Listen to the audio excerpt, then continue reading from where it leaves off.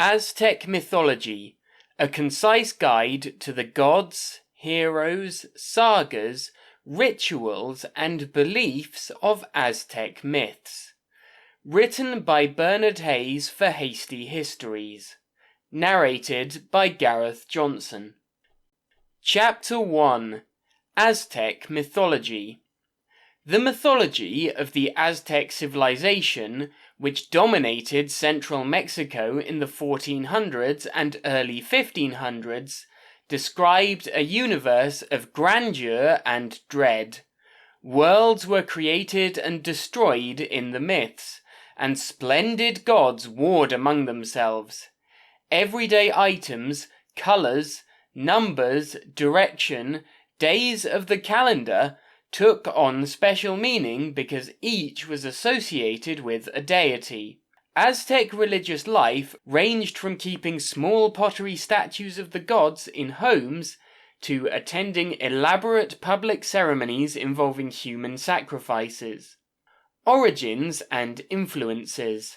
The Aztecs migrated to central Mexico from the north in the 1200s. According to their legends, they came from a land called Aztlan, the source of their name. The Aztecs were not a single people, but several groups, including the Coluja Mexica, the Mexica, and the Tenocha. In the early 1300s, these groups formed an alliance and together founded a city-state called Tenochtitlan, on the site where Mexico City stands today. The people of Tenochtitlan rose to power and conquered a large empire during the 1400s. The Aztecs were newcomers in a region long occupied by earlier civilizations, such as those of the Olmecs and Toltecs, who had developed a pantheon of gods and a body of myths and legends. The Aztecs absorbed deities, stories, and beliefs from these earlier people and from the Maya of southern Mexico. As a result, Aztec mythology contained religious and mythological traditions that many groups in Mexico and Central America shared. However, under the Aztecs, certain aspects of the religion, notably human sacrifice, came to the forefront. Major themes and deities. In the Aztec view of the universe, human life was small and insignificant.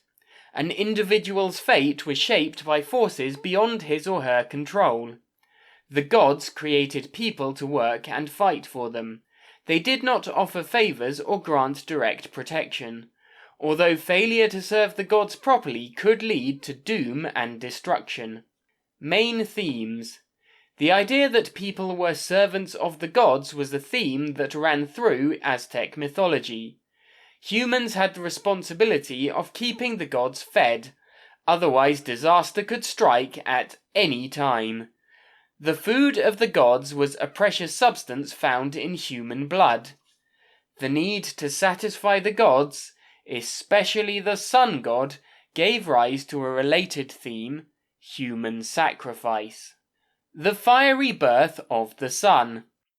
According to Aztec myth, at the beginning of this world, darkness covered the earth. The gods gathered at a sacred place and made a fire. Nanhuatzin, one of the gods, leaped into the fire and came out as the sun. However, before he could begin to move through the sky, the other gods had to give the sun their blood. This was one of several myths relating how the gods sacrificed themselves to set the world in motion. Through bloodletting and human sacrifice, people imitated the sacrifices made by the gods, and kept the sun alive by feeding it with blood. Ritual ceremony that follows a set pattern. Priests conducted ceremonies at the temples, often with crowds in attendance. With song and dance, masked performers acted out myths, and the priests offered sacrifices. To prepare for ceremonies, the priests performed a ritual bloodletting, which involved pulling barbed cords across their tongues or other body parts to draw blood. Bloodletting was similar to a Mayan ceremony known as the Vision Quest. Peoples before the Aztecs had practiced human sacrifice, but the Aztecs made it the centerpiece of their rituals. Spanish explorers reported witnessing ceremonies in which hundreds of people met their deaths on sacrificial altars. The need for prisoners to sacrifice was one reason for the Aztecs' drive to conquer other Indians, although it was certainly not the only reason. Sacrifice was linked to another theme, that of death and rebirth. The Aztecs believed that the world had died and been reborn several times, and that the gods also died and were reborn. Sometimes the gods even sacrificed themselves for the good of the world. Though death loomed large in Aztec mythology, it was always balanced by fertility and the celebration of life and growth. Another important idea in Aztec mythology was that a predetermined fate shaped human lives. The Aztec ball game, about which historians know little, may have been related to this theme.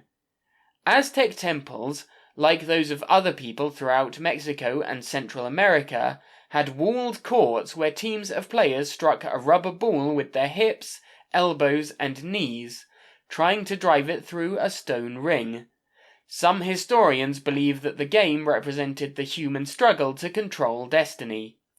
It was a religious ritual, not simply a sport, and players may have been sacrificed after the game. The theme of fate was also reflected in the Aztecs' use of the calendar. Both the Aztecs and the Maya developed elaborate systems of recording dates with two calendars: a 365-day solar calendar, based on the position of the sun, and a 260-day ritual calendar used for divination. Each day of the ritual calendar was influenced by a unique combination of gods and goddesses. Divination involved interpreting the positive or negative meanings of these influences, which determined an individual's fate. Priests also used the ritual calendar to choose the most favorable days for such activities as erecting buildings, planting crops, and waging war. The 365-day and 260-day cycles meshed, like a smaller wheel within a larger one, to create a 52-year cycle called the calendar round. At the end of a calendar round, the Aztecs put out all their fires to begin a new calendar round. Priests oversaw a ceremony in which new fires were lit from flames burning in a sacrificial victim's chest. A third key theme of Aztec myth was that of duality, a balance between two equal and opposing forces. Many of the Aztec gods and goddesses were dualistic, which meant that they had two sides or roles. Deities often functioned in pairs or opposites. In addition, the same god could appear under multiple names or identities, perhaps because the Aztecs had blended elements of their myths from a variety of sources. Primal earliest, existing before other. Major deities. Duality was the basic element of the primal deity Ometacutli, who had a male side called Ometiol and a female side known as Omekihuatl. The other gods and goddesses were their offspring. Their first four children were Tezcatlipoca, Quetzalcoatl, Huitzilopochtli, and Zipetotec, the creator gods of Aztec mythology. Coatlicue, the Aztec god of earth, wore a skirt made out of snakes and a necklace of human hearts. She was usually portrayed with clawed hands and feet. This monumental statue of Coatlicue measures more than 8 feet tall. Originally a Toltec god, Tezcatlipoca, lord of smoking mirrors, was god of the night sky. The color black and the direction north were associated with him.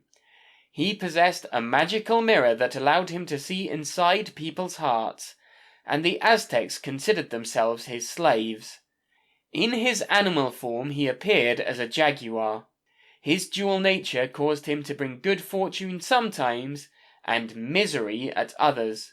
Tezcatlipoca's great rival and opponent in cosmic battles, as well as his partner in acts of creation, was Quetzalcoatl, feathered serpent, and ancient Mexican and Central American deity associated in Aztec mythology with the color white and the direction west. Some stories about Quetzalcoatl referred to him as an earthly priest king, suggesting there may have been a Toltec king by that name whose legend became mixed with mythology. As a god, Quetzalcoatl had many different aspects. He was the planet Venus, both a morning and evening star, the god of twins, and the god of learning. The Aztecs credited him with inventing the calendar. A peaceful god, Quetzalcoatl accepted sacrifices of animals and jade, but not of human blood.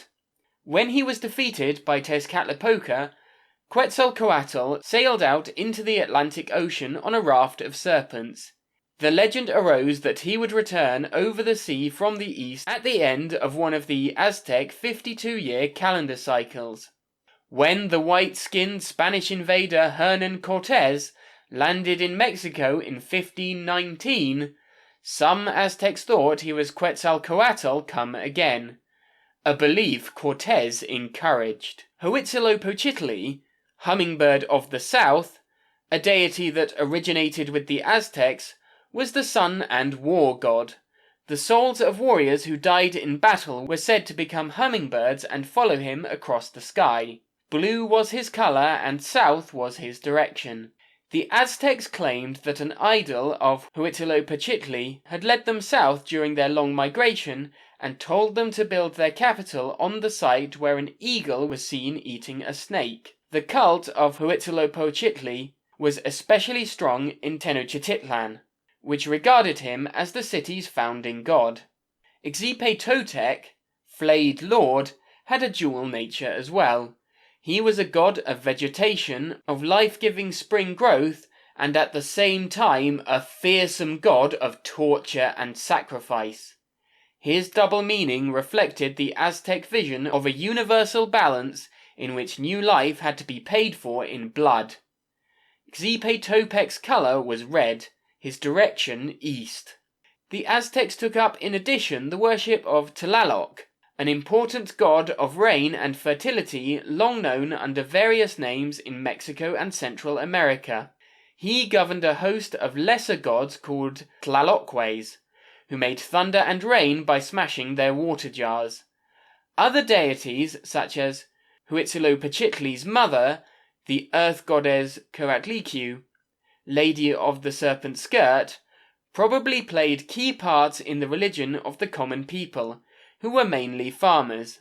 Many deities were associated with flowers, summer, fertility, and corn. Major myths. Many Aztec myths tell all or part of the story of the 5 suns. The Aztecs believed that 4 suns or worlds had existed before theirs. In each case, catastrophic events had destroyed everything and the world had come to an end. Tezcatlipoca created the first sun, known as Nanhui-Ocelotl, or 4 Jaguar. It came to an end when Quetzalcoatl struck down Tezcatlipoca, who became a jaguar and destroyed all the people. Quetzalcoatl was the ruler of the second sun, Nanhui-Ecatl, or 4 Wind. However, Tezcatlipoca threw Quetzalcoatl off his throne, and together the fallen god and the sun were carried off by a hurricane of wind. People turned into monkeys and fled into the forest. The third sun, Nanhiquiahuitl, or 4 Rain, belonged to the rain god Tlaloc. Quetzalcoatl destroyed it with fire that fell from the heavens. The water goddess, Calhiuchichlicu, ruled the 4th sun, known as Nanhui-Atl, or 4 Water. A 5-year flood destroyed that sun, and the people turned into fish. The loss of the ancients. Many stories told of the loss of the ancients, the mythic event in which the first people disappeared from the earth. One version says that Tezcatlipoca stole the sun, but Quetzalcoatl chased him and knocked him back down to earth with a stick. Tezcatlipoca then changed into a jaguar and devoured the people who lived in that world. The Aztecs combined versions of this story to explain the disappearance of people at the end of each of the 4 worlds that existed before theirs. Carvings on a stone calendar found in the 1790s tell how jaguars, fire, wind, and flood in turn destroyed the ancients. The Aztecs lived in the world of Nahui Olin, 4 movement, the 5th sun.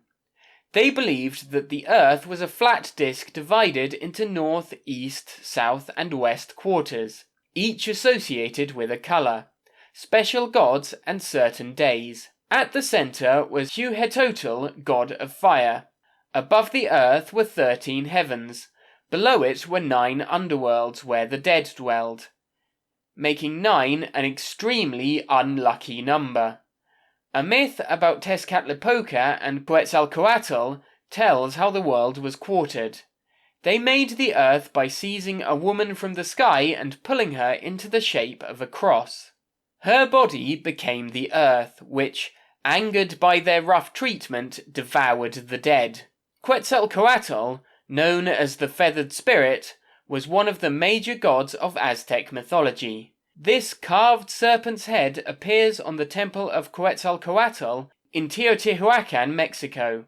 Another myth tells of Tezcatlipoca and Quetzalcoatl working together to raise the sky.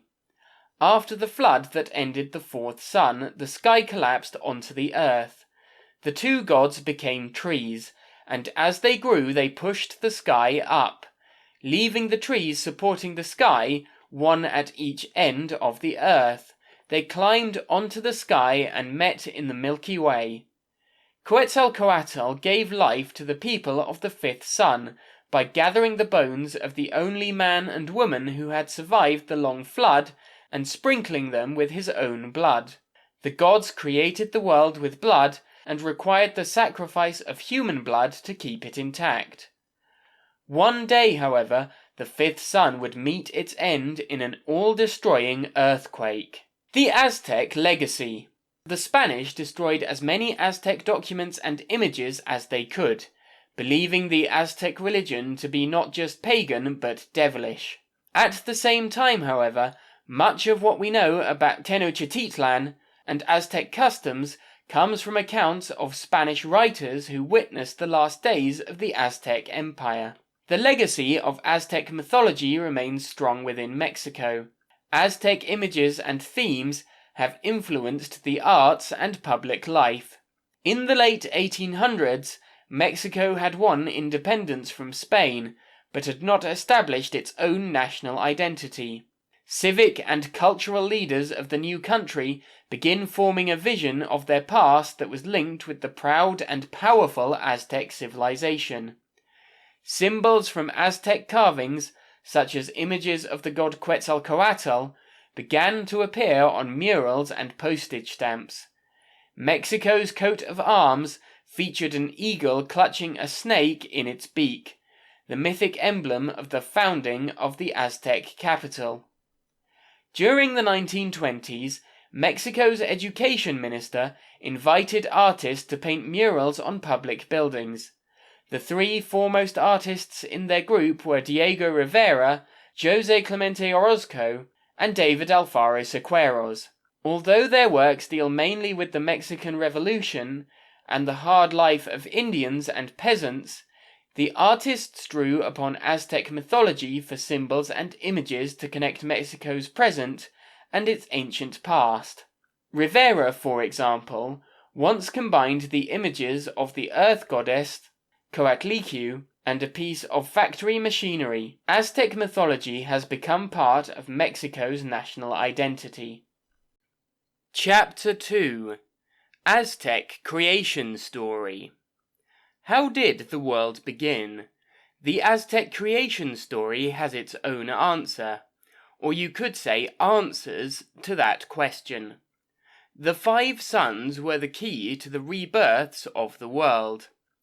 The story of creation in ancient Mexico and surrounding areas actually changed as time went by.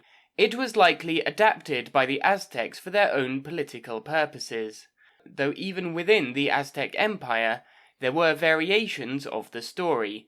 but basic components of the story had evolved over centuries and centuries, so we do see similarities between the Aztec story and the beliefs of earlier cultures.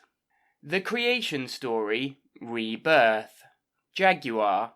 The story of creation, according to the Aztecs, is actually a story of birth, death, and rebirth. When the world is destroyed, it is born again through the sacrifice of one of the gods, and so through the birth of a new sun. So you'll often hear of the legend of the 5 sons, the 5 births of the world. 5 suns, and so 5 different worlds have existed. When the story is told, the order of the worlds is sometimes different. Sometimes there are even less than 5 suns, but the general idea remains the same. But it is not a story of endless cycles as you see in many other cultures. For the Aztecs, the universe did have an actual beginning. In the beginning. In the beginning the world was the void. It was at some ancient time in the Aztec creation story that the dual god, Ometecutli or Omechehuatl, created itself. Looking back, of course, the Aztecs believed that the many opposites that they saw in the world would have to somehow unite in the origin of the world. This god was good and bad, chaos and order, male and female. Being male and female, it was able to have children. It had 4, which came to represent the 4 directions of north, south, east, and west.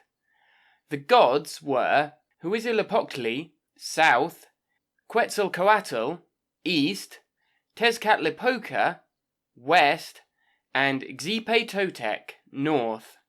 The directions were very important to the Aztecs, since their great empire was believed to be at the very center of the universe. Remember what I mentioned about the Aztec creation story being political. These 4 gods began to create. They created water and other gods, and the sea monster Kipakli. Kipakli was part fish and part crocodile, a massive creature as big as all things that now are. This was a consuming monster, a jaw at every joint. Kipakli was to become the source of the cosmos in a strange way.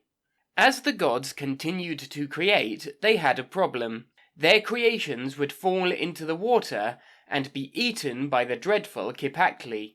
So it was time for war. The 4 gods attacked the sea monster, pulling her in 4 directions. She fought back, biting Tezcatlipoca and tearing off his foot, but at last Kipakli was destroyed. From this enormous creature the universe was created. In some traditions this happened between the last 2 suns. All the 13 heavens stretch into her head. The earth was created in the middle, and her tail reaches down into the underworld, Mictlan. 9 underworlds to be exact. You could say that in the Aztec creation story, the world is on the back of this sea monster, floating in the water of space, reminiscent of the Iroquois belief that the world rests on the back of a turtle. Here is another perspective on the Aztec creation beliefs. The first sun, Jaguar sun, otherwise known as Nanhui-Ocelotl. To complete the world, the great source of energy had to be created, the sun. This is the key to the cycles in the Aztec creation story. But the sun is so powerful it can't just be created. It can only come into being through the sacrifice of a god. The god chosen was Tezcatlipoca. Tezcatlipoca only managed to become half a sun, however, making this first creation incomplete. During the First Age, the gods created giants from ashes and gave them acorns to eat, between Quetzalcoatl and Tezcatlipoca. In the end, the sun was knocked from the sky, and in anger Tezcatlipoca sent jaguars to destroy the giants. The second sun, Wind Sun, otherwise known as Nanhui-Acatl. At this point, Quetzalcoatl took over from his brother as the sun. Humans were created as they are now, normal-sized. They lived on piñon nuts, and for a while all things were fine, but the people became corrupt, and perhaps out of revenge, Tezcatlipoca turned them into monkeys. Furious, Quetzalcoatl sent a hurricane to blow the monkeys away. The third son, Rain Son, Nahiquehuitl. Tlaloc was one of the early creations of the gods, the god of rain and water. He became the next sun, but his personal problems became his downfall. Once again, Tezcatlipoca was the instigator. Tezcatlipoca stole Tlaloc's wife, Xochiquetzal, and Tlaloc was grief-stricken. He shone as the sun but refused to send rain. In spite of the pleas of the people, drought swept the earth, and finally, in rage, Tlaloc made it rain fire, burning away this version of the world. Another version attributes the destruction of this world directly to the continuing battle between Tezcatlipoca and Quetzalcoatl. The fourth son, Water Son, Nahui-atl. The Aztec creation story continues. This time the god selected Tlaloc's sister to be the sun.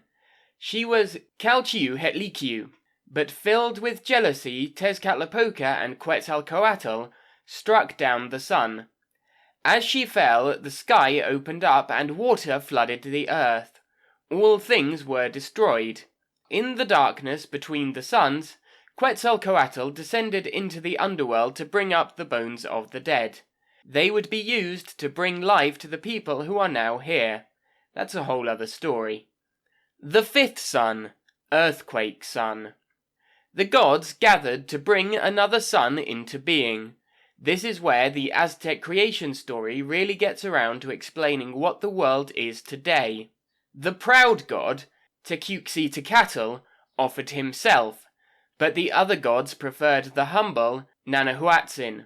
A great fire was built, but Tecuitzitecatl was too afraid at the last minute to jump in. Nanahuatzin did jump. Filled with jealousy, Tecuitzitecatl jumped after, followed by a brave eagle and jaguar. Two suns began to rise in the east. It was too bright. The gods threw a rabbit into the face of Tecuitzitecatl to dim the light, and he became the moon. But Nanahuatzin was weak. He was motionless, so the other gods gave their blood to give him the energy to rush across the sky.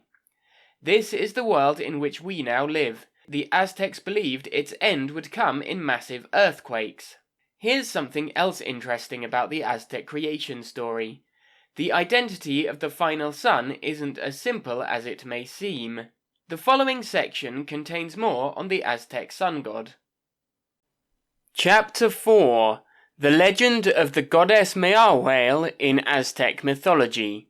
The myths and legends of Mexico have been shared by storytellers for centuries. In many cases there are multiple versions of a myth, such as this one about the origins of the agave. Long ago, when we were ruled by the seasons and feared the gods, a young and very beautiful goddess lived. She was the subject of much speculation. How could there be such a beauty, and why did she live in seclusion? Ancient life was filled with rituals and passion. The gods were equally mercurial.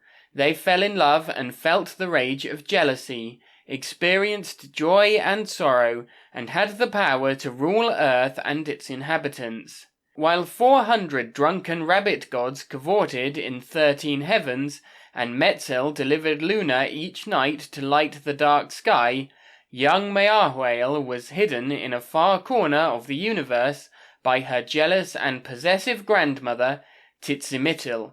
Young Mayahuel longed for love and passion in her life. She dreamed of romance, of rescue, of escaping the terrible confines of her secluded prison. She sat at the edge of a cloud every night and sang a song both alluring and filled with sadness. The serpent god of the wind, known as Ecatl, heard her siren song on the wind. He sent to the four corners of the universe. Mesmerized, he followed the sound until he found beautiful Mayahuel. He instantly fell madly in love with her. His passion untamed, he curled his breeze around her body, caressing her. Floating on the air of Ectel, Meahuel slowly danced with him until they became one. Each night they met, and each night they travelled on his soft breeze until she no longer returned to Titsmittel's home. Titsmittel was enraged. In her heart she knew that trying to stop passion was impossible, for when it appears it is stronger than all the heavens combined. She plotted to kill the lovers. Aware of Titsmittel's plan, Ecketal quickly enveloped Meahuel in a powerful embrace of wind and swept her to earth. As they embraced, their bodies melted in passion until they became a beautiful plant with many green spires to symbolize their ascent to the heaven, and spikes to keep the furious Titsmittel away. As a maguey, their beauty shimmered in the hot desert, their passion still evident in the lush, water-laden spires. When Titsmittel found them, she wielded her sharp machete as she cursed the power of love and swiftly cut the maguey in half. Rage-filled destruction ensued as she cut the plant into tiny pieces, which she cooked until it became a broth she fed to her legions of demons. But in her haste, she missed a small, beautiful green spire, and left it to dry and wither on the desert floor. Cattle swept the spire on his strong breeze and planted it in the rich volcanic soil. Overcome with grief, he shed great tears bestowed on him by Tlaloc, the god of rain. Resolute in his grief, his tears gave sustenance to Meahuel, and the spire transformed into a maguey so beautiful it overwhelmed the Aztecs when they saw it. Meahuel reawakened as the maguey, agave, and from that moment has been a symbol of passion and transformation as an elixir of culture created around magic and love. The equally interesting scientific explanation for the proliferation of agave. The Trans-Mexican volcano belt runs from Jalisco to northeast Michoacán and includes southern Guangzhou, southern Querétaro, Mexico State, southern Hidalgo, and Tlaxcala to central Veracruz. One of these volcanoes, the Volcán de Tequila, last erupted around 220,000 years ago, sending volcanic ash and mineral-laden lava flowing to lower-lying areas. Although this volcano is now considered extinct, there are several volcanoes in the region, including Volcán Nevado de Colima, which is still very active. This rich soil, a combination of arid clay and volcanic deposits, is perfect for the agave, as is the climate. The higher elevation of soil near Jalisco contains more red clay, and the lower elevations contain a higher concentration of volcanic soil, giving each a distinct terrain. You can thank nature and volcanoes for the glass of tequila you're enjoying. Chapter 5: Aztec Creation Myths. Mesoamerican creation myths are the collection of creation myths attributed to or documented for the various cultures and civilizations of pre-Columbian Mesoamerica. The Maya gods included Kukulkan, also known by the K'iche' name Gukmats, and the Aztec name Quetzalcoatl, and Tipu. The two were referred to as the creators, the forefathers or the makers. According to the story, the two gods decided to preserve their legacy by creating an earthbound species looking like them. The first attempt was man-made from mud, but Tipu and Kukulkan found that the mud crumbled. The two gods summoned the other gods, and together they decided to make man from wood. However, since these men had no soul and soon lost loyalty to the creators, the gods destroyed them by rain. Finally, man was constructed from maize, the Mayan staple and sacred food. The deity, Itzamna, is credited as being the creator of the calendar along with creating writing. Quetzalcoatl, the Light One, and Tezcatlipoca, the Dark One, looked down from their place in the sky and saw only water below. A gigantic goddess floated upon the waters, eating everything with her many mouths. The two gods saw that whatever they created was being eaten by this monster.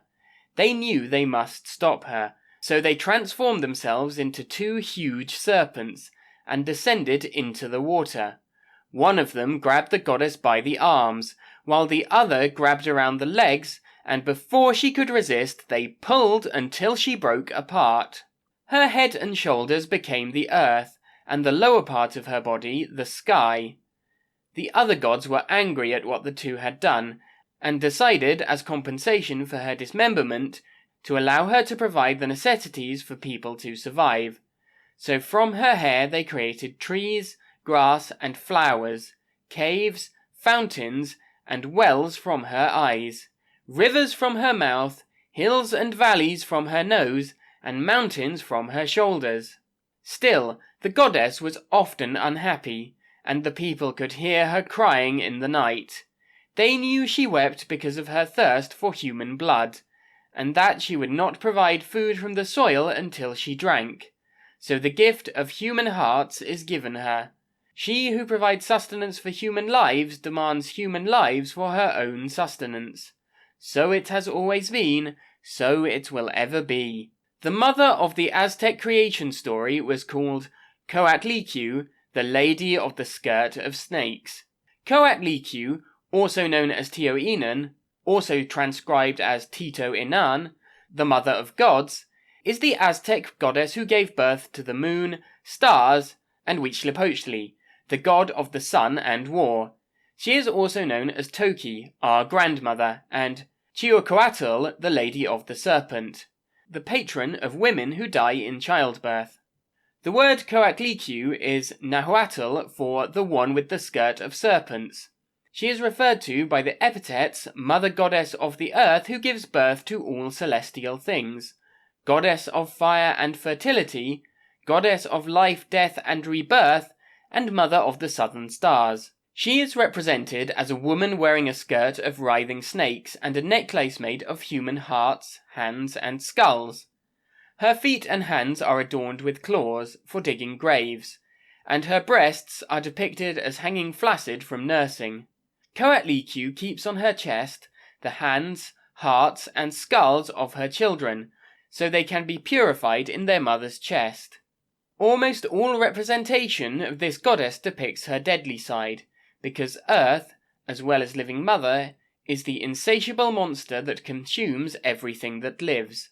She represents the devouring mother, in whom both the womb and the grave exist. According to the legend, she was magically impregnated while still a virgin by a ball of feathers that fell on her while she was sweeping a temple. She gave birth to Quetzalcoatl and Zootl. In a fit of wrath, her 400 children, who were encouraged by Coalzouqui, her daughter, decapitated her. The god Huitzilopochtli afterwards emerged from Coatlicue's womb, fully grown and girded for battle, and killed many of his brothers and sisters, including decapitating Coalzcoiqui and throwing her head into the sky to become the moon. In a variation of this legend, Huitzilopochtli himself is conceived by the ball of feathers incident and emerges from the womb in time to save his mother from harm. A massive sculpture known as the Coatlicue Stone was discovered by the astronomer Antonio de Leon Yagama in August of 1790, after an urban redevelopment program uncovered artifacts.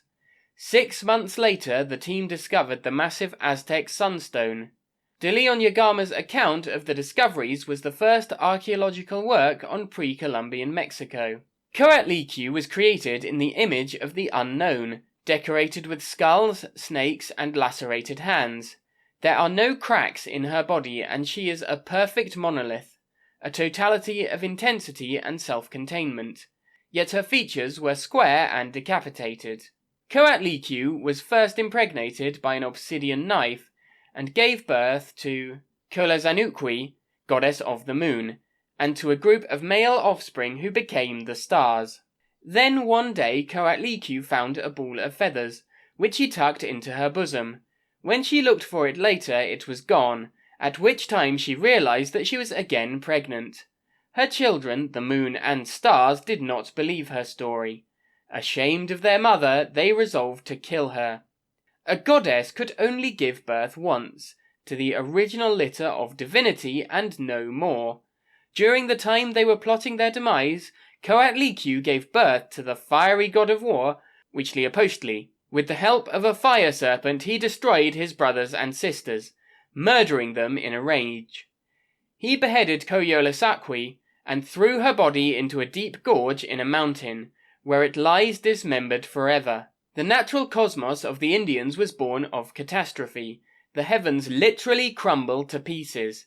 The Earth Mother fell and was fertilized, while her children were torn apart by fratricide and then scattered and disjointed throughout the universe.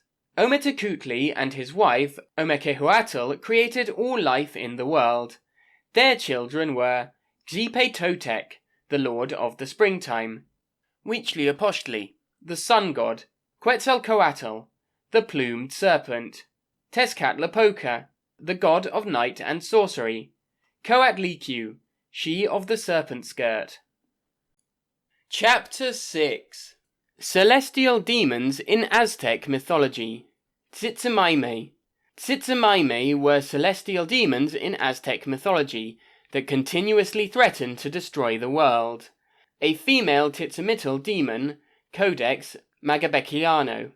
The Tzitzimime, monsters descending from above, were celestial demons in Aztec mythology that continuously threatened to destroy the world. They are said to be the stars that battle the sun each dusk and dawn. One story from the Historia du Mexique describes the wrath of Tzitzimime. Miahuel was the goddess of Magwe, who lived with her grandmother, a Tzitzimime in the sky. One time Quetzalcoatl convinced her to descend to earth with him, and join with him into a forked tree, with Quetzalcoatl as one branch and Miahuel as the other. When Miahuel's grandmother awakens and finds her missing, she summons other Tzitzimime to find her granddaughter. They descend to earth, and just as they arrive, the tree that Quetzalcoatl and Miahuel had hidden as splits in two. Recognizing her granddaughter as one of the branches, she tears it apart and passes the remains of Miahuel to the other Tzitzimime to devour, leaving the branch that Quetzalcoatl disguised himself as fully intact. After they had left, Quetzalcoatl gathered up Miahuel's bones and buried them, and from that grave the first maguey plant grew. Maguey was the source of an alcoholic beverage that was important in Aztec ceremonies, as both a drink and a sacrificial offering. Chapter 7. Things you didn't know about the Aztec gods. Religion was very important in Aztec society and culture. The Aztecs worshipped many gods and goddesses, each of whom ruled one or more human activities or aspects of nature. The people had many agricultural gods, because their culture was heavily based on farming, and also included natural elements they identified with their deities. Take a look at these 25 interesting things about some of the most dominant and significant Aztec gods and goddesses that will definitely stimulate your curiosity. There were hundreds of Aztec gods. Aztec religion. Despite the fact that your average Joe doesn't know the names of more than a handful of Aztec gods, and even the ones he knows he has a very hard time spelling, the truth is that the pantheon of the Aztec civilization was enormous, with hundreds of gods and goddesses. Aztec gods were two-faced, literally and metaphorically. Most Aztec gods had two sides, good and bad, to their personalities as well as two faces. The Aztec pantheon was male-dominated. Over 2/3 of the Aztec gods were male, and less than 1/3 were female. Even the Aztec world was a man's world. Aztec gods required a lot of blood. Aztec human sacrifice. One thing concerning Aztec gods and the Aztec religion is that these required a lot of human sacrifices, occurring in possibly greater numbers than in any other religion in history. These sacrifices were performed by Mexica priests, at the pyramids of the sun and moon. Slaves hated Xipe-Totec, and for good reason. Xipe-Totec was the god of suffering, diseases, and goldsmiths. The problem with this god was that his worship required the flaying of a slave and the wearing of his skin. Ouch. Tlaloc. Tlaloc was an Aztec water god who was widely worshipped as a giver of life and sustenance, but was also feared for his ability to send hail, thunder, and lightning, especially when someone pissed him off. Chalchihuitlicue loved rain. Literally.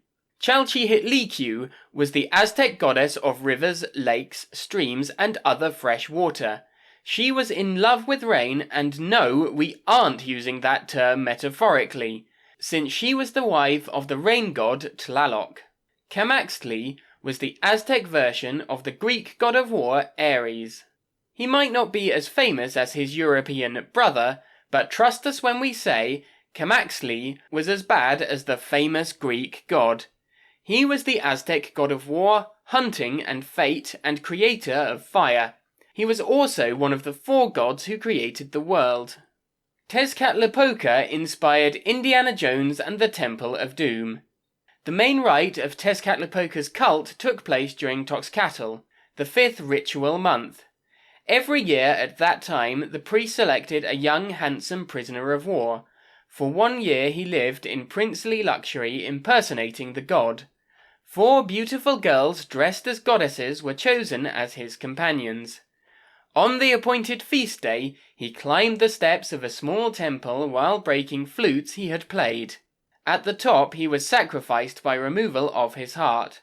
So Mola Ram wasn't Steven Spielberg's pure creation after all. Huitzilopochtli didn't really like his siblings that much.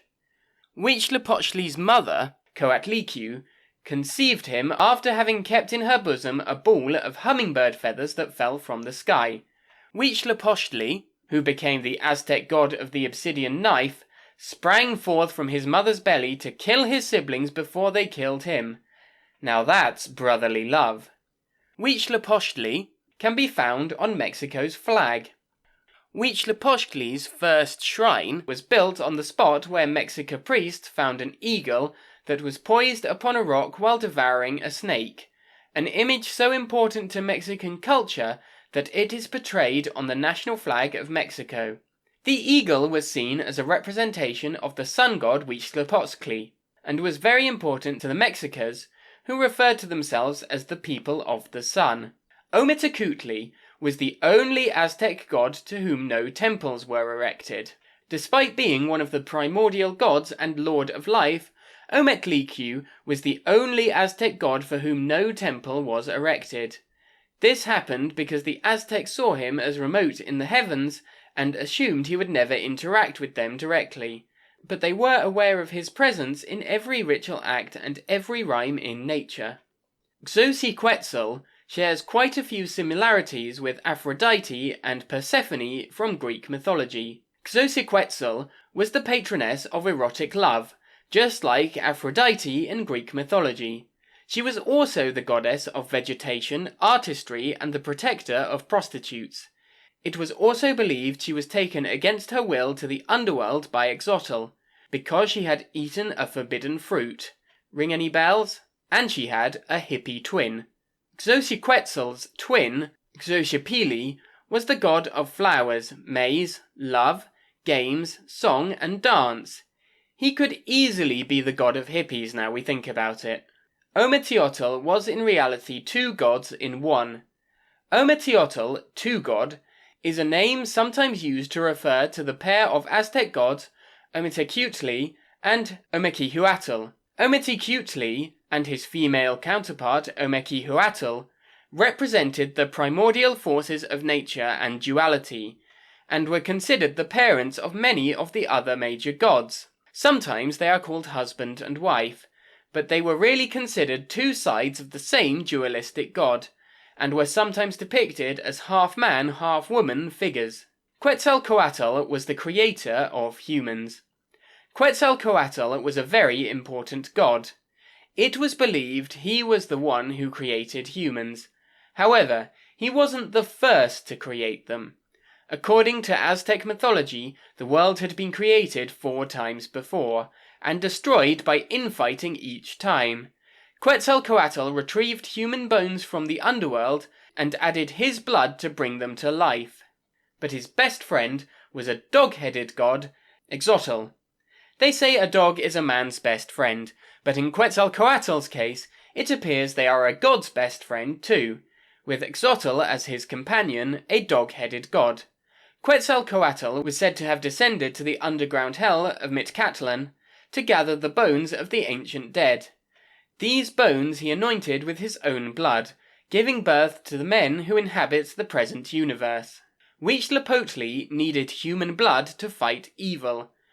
Huitzilopochtli was a warrior sun god who required blood sacrifice to help him win the battle against darkness and evil spirits.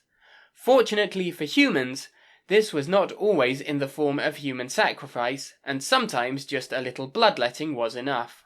Oxomoco and Quetzalcoatl were the Adam and Eve of the Aztec culture. The Aztec believed that Oxomoco and Quetzalcoatl were the first human couple, and so they were for Aztec culture and religion what Adam and Eve were for Judaism and Christianity. They bore a son named Tlintzintecuhtli, who married a maiden, daughter of Xochiquetzal.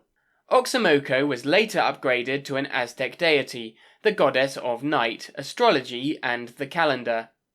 Few people still worship Aztec gods today. When the Spanish colonizers forced the locals to convert to Christianity, the Nahuas, who were pure descendants of the Aztec, carried on worshipping their old sun god, Tohitla, in the form of Jesus. Very few still worship Tohitla today. Huehueteotl, the oldest god of all. Every Aztec household had a little shrine to the oldest god of all, Huehueteotl, the fire god. A typical celebration in his honor consisted of feasts and a time of ceasing hostilities. The Aztecs would cut out hearts of human sacrifices, followed by burning them on coal. As a result, the people would regain Huehuetotl's favor through his elements fire and blood. Huehuetitu. Huehuetitu was the ultimate feminist goddess. Huehuetitu embodied all female spirits, and the souls of women who died in childbirth. Childbirth was considered a form of battle in Aztec culture, and its victims were honored as fallen warriors. However, Huehuetitu and her army of female souls loved to haunt crossroads at night, stealing children and causing sickness, especially seizures and madness, and seducing men to engage in sexual misbehavior. Huitzilopochtli was the boss of the Aztecs. Despite there being a dispute between scholars who study Aztec culture, it seems as if Huitzilopochtli was the great god of the Aztecs. His worship fueled the battles and sacrifices of the people, and his temples were built in the hearts of the cities. The Templo Mayor contained his temple, and his image was on Moctezuma's throne. The Aztec gods didn't all come from the same source. Many different cultures made up the empire, so their gods were frequently adopted and either added to the descriptions of existing gods or simply put into the pantheon. Gods were mortals and could die in the Aztec religion. Aztec gods could die and be reborn more than once. For that matter, the gods would often sacrifice themselves to set the world in motion, but soon after would be reborn. Chapter 8. Aztec Empire, Art, Myth, and Religion entwined in stone. The Aztecs' Empire. While many other Aztec works were destroyed either by the Spanish or by the degradations of time, Aztec stone carvings remain to give us a glimpse into the world view of this supreme Mesoamerican culture. These masterpieces were discovered in Mexico City, in the buried ruins of the former Aztec capital of Tenochtitlan, and its grand pyramid, Templo Mayor. Statue of Coatlicue. Coatlicue was the Aztecs' Earth Mother goddess. Although a fearsome one, goddess of the earth, childbirth, fertility, and agriculture, she represented the feminine power of both creation and destruction. A massive stone statue of Coatlicue was discovered in Mexico City in 1790. Almost 12 feet tall and 5 feet broad, the statue shows the goddess as much a goddess of death as of birth, with 2 facing serpents as her head, claws on her hands and feet, a skirt of serpents and a necklace of skulls, hands and hearts. She reveals the Aztecs' terrifying view of their gods. The myth of Coatlicue tells of the birth of Huitzilopochtli, the Aztec god of war and the sun. The myth of Coatlicue tells of a priestess sweeping the sacred temple on Mount Coatepec, when she was impregnated by a ball of feathers. Her son, Huitzilopochtli, is born full grown when Coatlicue is attacked by her daughter, the moon goddess. The newborn warrior kills his sister and cuts her into pieces, symbolizing the victory of the sun over the moon. The statue was so horrifying that each time it was dug up, it was reburied. The statue now resides at the National Museum of Anthropology in Mexico City. Stone of Tizoc. The Stone of Tizoc is a carved disc showing the victory of Emperor Tizoc over the Matalzinca tribe. The emperor had it carved to celebrate his victory and reveal the martial power of the Aztecs. The large circular disc has an 8-pointed sun carved on the top, which was used for sacrificial battles. A warrior captured in battle was tied to the stone and armed with a feather-lined club. The Aztec warriors, armed with obsidian-lined clubs, fought the tied warrior and naturally defeated him. The side of the 8-foot diameter discs depicts Tizoc's victory. The Matalzincas are shown as despised barbarians, while Tizoc and his warriors are represented as noble Toltec warriors. The Stone of Tizoc artfully mixes sun worship, mythology, and Aztec power. Today, this masterful carved stone is at the National Museum of Anthropology in Mexico City. Sunstone. Another massive stone disc, the carvings of the Sunstone, also known as the Calendar Stone, show the 4 consecutive worlds of the Aztecs, each one created by the gods only to end in destruction. This basalt stone, 12 feet in diameter and 3 feet thick, was discovered near the cathedral in Mexico City in the 18th century. At the center is the sun god Tonatiuh. Around Tonatiuh are the 4 other suns, which met destruction as the gods Quetzalcoatl and Tezcatlipoca fought for control. After the destruction of a sun and the epoch it represented, the gods had to recreate the world, and humans until finally the 5th sun held. At either side of the center, jaguar heads and pawns hold hearts representing Earth. Fire serpents are at the bottom of the stone, as their bodies snake around the edges. The sunstone carving is probably one of the most recognized artwork of the Aztec world. Chapter 9. The Aztec women who supposedly became goddesses after dying during childbirth. For the ancient Nahuas, there was no element more sacred than the sun. The Mesoamerican people's understanding of the cosmos lies in the quality of life and death as the basis of the order of the universe. The sun would die each dusk, hiding behind the west horizon, only to be reborn each morning in the east. But the Star King was not alone in his daily renewal. From midnight into the zenith, he was accompanied by the Ejército, the spirit of brave warriors who had died in combat. From noon on, the dying sun was guided by goddesses who had proven their courage during battle, the Chiuatitu, women who had reached the divine after dying during childbirth. Chiuatitu Aztec goddesses childbirth. 1. Birth has a predominant place in most of the world's cultures, and the pre-Columbian civilizations were no exception. The joining of birth and death, the moment in which one life begins and another ends, took on a sacred quality for the Aztecs. After the birth, the midwife would celebrate a ritual to commemorate this event. However, if something went wrong and the woman giving birth died, her image would take on a new meaning. The dead bodies of women who died in labour were seen as divine. Their bravery was admired by their community. After the funeral ceremonies were done, the male relatives would guard the women's remains from warriors who would steal parts of their body as tokens of courage. Cihuatl Aztec Goddesses Childbirth 2. The Cihuatl would then move on to live out eternity in Quincalco, the temple of corn, to serve as guides for the sun each dusk. They were adored and related to Cihuatl, goddess of motherhood. However, the veneration of Cihuatl came with a dark side.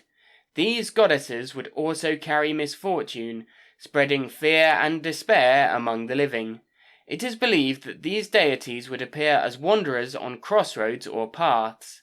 Some ancient codex and inscriptions show them having a skull head, claws, and being surrounded by animals related to death and darkness. Cihuatl Aztec Goddesses Childbirth 3. Their presence also became an essential element of fatal omens that, according to the Nahua tradition, started to appear a decade prior to the arrival of the Spanish. The sixth of these omens, showing a wailing woman on the road, is not only significant of the cries of Cihuatl, but also of the Cihuatl. It is said that the goddesses of the Cihuatl would descend under the sign of the Quiosmalti to paralyze small children. Parents would not let their children leave the house out of fear they would encounter these deities.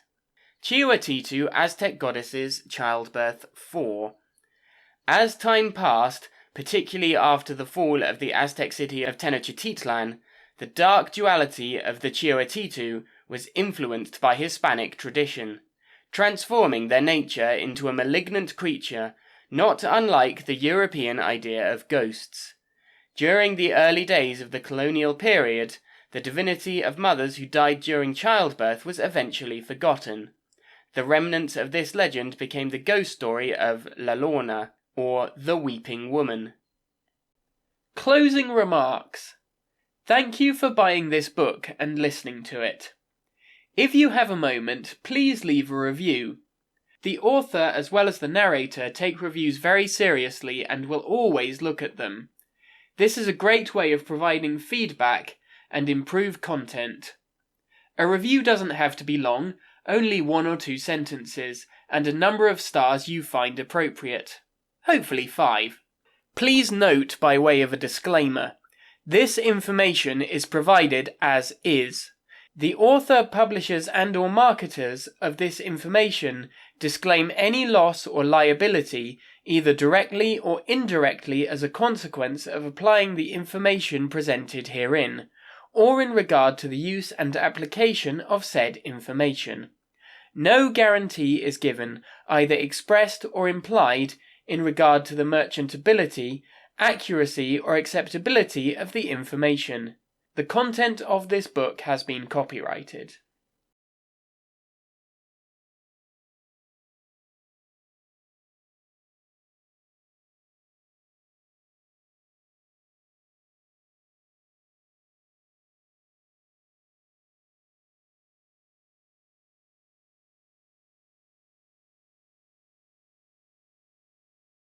Celtic mythology, historical facts, religious belief, and myths about Celtic gods and goddesses. Written by Bernard Hayes. Narrated by Zachary Dillon Brown. Introduction. The various fascinating evidences of the presence of the Celts, people of very ancient origin, are found even today in many European areas. The people of Celts spread their civilization to Brittany, Portugal, Ireland, and the Danubian area. Specific atmosphere reflecting the culture of the Celts and clear evidences are easily found in all these countries. Some traces of the existing Celtic inheritance are found in places in southwest coastal Ireland. People in several countries in Europe speak languages having their origin from Celtic language. These are known as Indo-European languages. Artwork with cultural traits connected with Celtic art has also been excavated from many archaeological sites. Presently, Celtic is regularly used to express the cultures and languages of Cornwall, Isle of Man, Wales, Scotland, and Ireland, and also Brittany in France. Scottish Gaelic, Welsh, Breton, Cornish, and Irish are some of the languages still spoken, which have their origin from Celtic language. The study of history of Celts, including disciplines such as paleolinguistics, ancient history, and history of Celtic art, anthropology, religious history, mythology, ethnology, and folklore, have been taking place in the last 2 decades.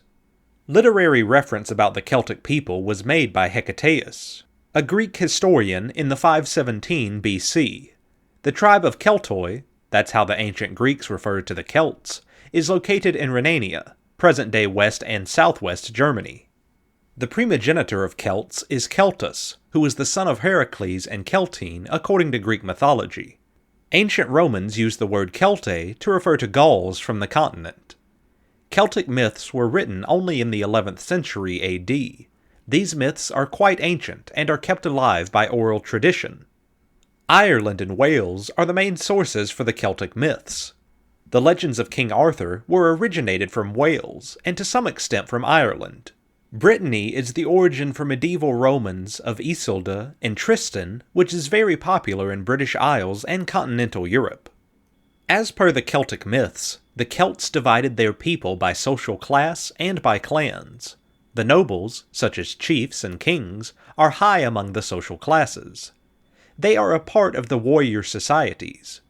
The aristocrats dominated the warriors. Bards and druids are some of the other classes who were highly regarded for their knowledge. Ancient Celtic people were enclosed by a natural world on all sides.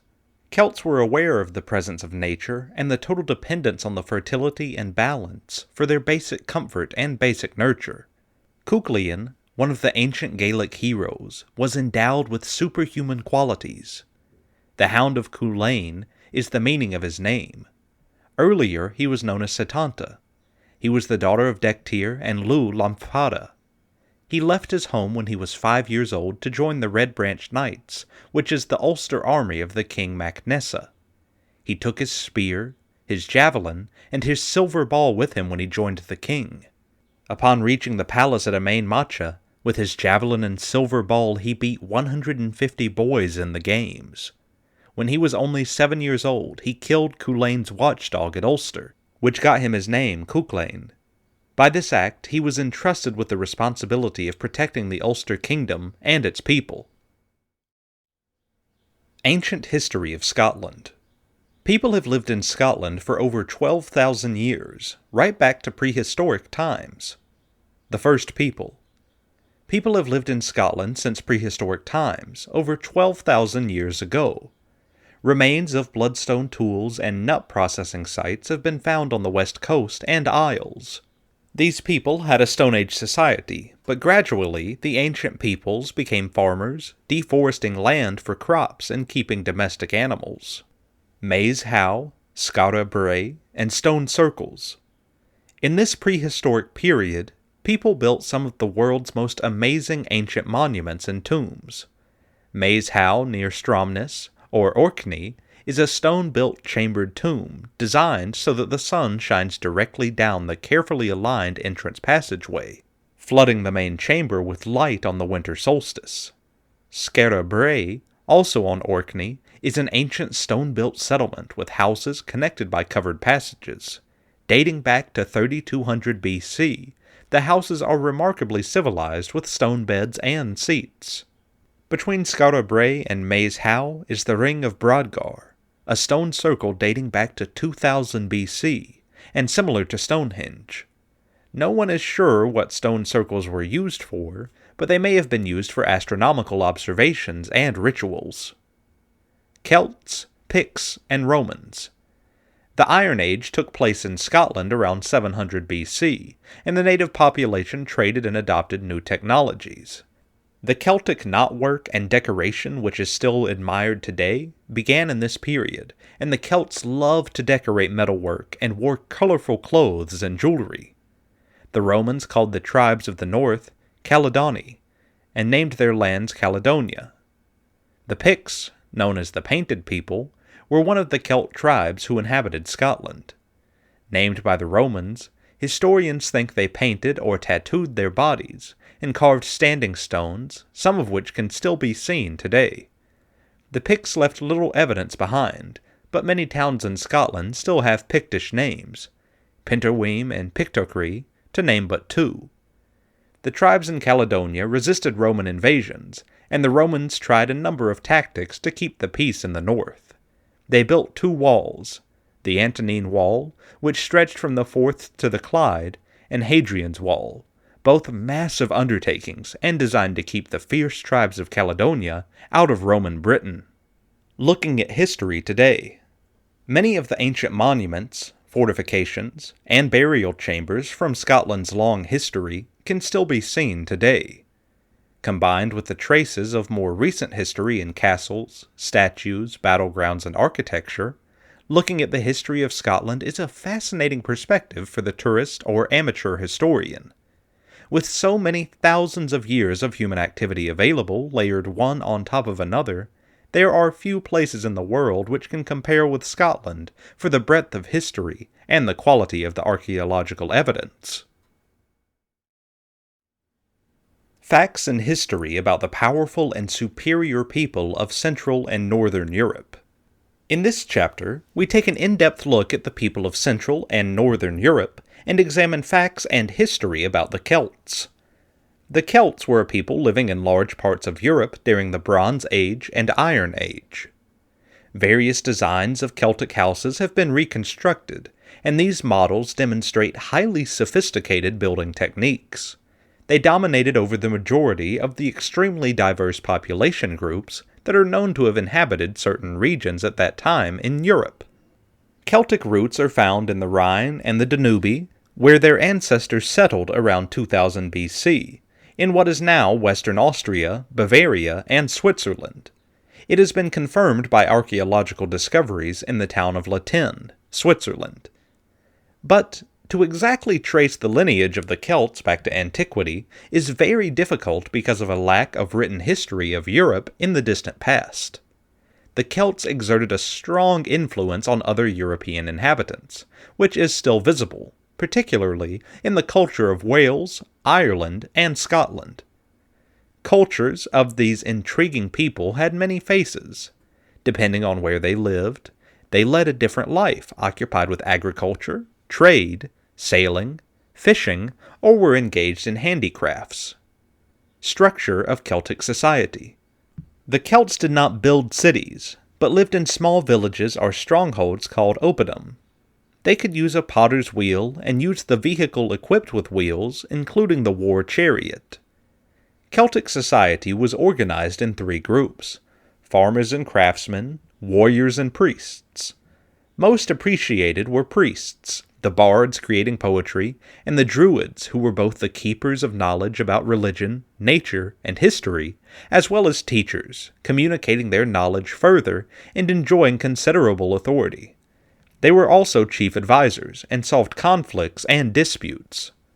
The typical family consisted of two generations, parents and children, or, most broadly, the older and younger members of the family. Related to each other, clans formed a tribe. The Celts had a custom of placing children in the homes of other members of the tribe for their early training and education. Farmers worked with farming, combining planting and husbandry. A farmer kept some livestock, which could include cows, sheep, pigs, goats, and possibly some chickens, while he was also busy with planting wheat, barley, oats, rye, and peas. Women in the Celtic society. The women in the society of the Celts were respected and independent. They could be wives, priestesses, or warriors. In the history of the British Celts, there are mentioned several queens of considerable influence, such as Boudica and Cartimandua, Roman-British queen of Brigantes Celts. Among the Celts, marriage took on different forms. One of such form was a marriage lasting for a specific period of time. There was also the possibility of divorce, initiated by both the man and the woman. Religion and arts of the Celts. Oldest Celtic beliefs were linked to the cult of forces of nature, fertility, and the power of the moon. Widely revered so-called matrons, 3 female deities presented with attributes symbolizing fertility and abundance. An important figure in the Celtic pantheon was Epona, goddess of fertility and protector of horses, ponies, mules, and donkeys. The Celtic goddess Epona was identified by her horse symbolism. She is often depicted with 1 or more horses, and Epona is either riding side saddle, or a mare, or is between 2 ponies or horses. Popular within the Celtic world, she was worshipped in particular in the east of Gaul and the Rhineland, but known also across the European continent from Britain to the Balkans. Other Celtic beliefs developed later, in the Bronze Age, and these were more strongly associated with the cult of the solar system and the gods, whose cult was associated with such figures as Dagda, Lu, Cernunnos. Romanization of Celtic culture and their religion became enriched by other elements such as the cult of the Egyptian goddess Isis. However, in Ireland, where Christianity was adopted rather quickly, the Celtic deities were accepted into the pantheon of Christian saints, and so, for example, became the cult of the Christian saint Brigid. Technology, warfare, and defense of Celts. Already around 1000 BC, Celts mined tin, copper, and rock salt, applying it to food preservation. They could also obtain salt from seawater. They had great skills in the area of working with metals. They often used gold and manufactured tools and weapons made of iron and bronze. The Gundestrup cauldron is an impressive artifact associated with the Celtic culture. It is a magnificent vessel made from richly decorated plates of silver that were assembled into a single cauldron. It depicts warriors and other scenery, and is dated back to the 1st or 2nd century BC. Celtic metal shield coverings and chain-link armor were much more superior to those used by other people. The iron horseshoes, spoked wheel, seamless metal wheel rims were the Celts' most important achievements. Their chariots had greater speed. Horses were much safer as the hooves and horseshoes protected them better from injury. All these skills, as well as knowledge of methods of metal processing and production of weapons, made the Celts superior to other less developed societies.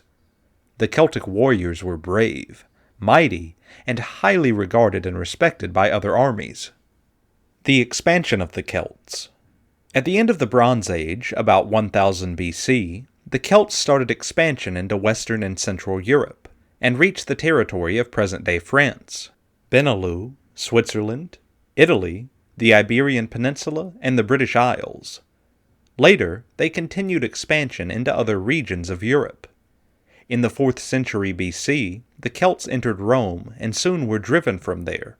About 3rd century BC, they entered Greece, sacked Delphi in 279 BC, and settled in present-day Turkey, and there, known as the Galatians, founded the city of Ankara. Celtic-Roman relations were never good. The Celts were considered by the ancient Greeks and Romans to be barbarians. Around the year 284 BC, the Romans entered the territory of the Iberian Peninsula and began to gain new Celtic settlements over the Atlantic. The situation began to change and was not particularly favorable as before. In 225 years BC, the Celtic Boii tribe, living in Bologna, clashed with the Roman army at the Battle of Telamon and suffered defeat. The Roman conquest of Gaul began, Celts counting on the support of Hannibal and supported his army, but after he left Italy in the year 203 BC, he had lost an ally. The Romans could easily attack Bologna and win. In the society of the ancient Celtics, Druids were priests, intermediaries between gods and men, as teachers, judges, and doctors. The Roman conquest of Gaul proceeded in stages. First, in the 2nd century BC, the Romans captured and colonized South Gaul, South, modern-day Provence, and the northern part of Gaul was conquered by Julius Caesar in 58 BC to 50 BC, the collapse of Celtic civilization. The conquerings of Gaul marked the beginning of the end of the Celts' dominance. Celtic people assimilated the new culture quite easily, though not without initial resistance, as we remember the struggle of Vercingetorix, the famous leader of his brave people. The Celtic languages were superseded by the universal Latin.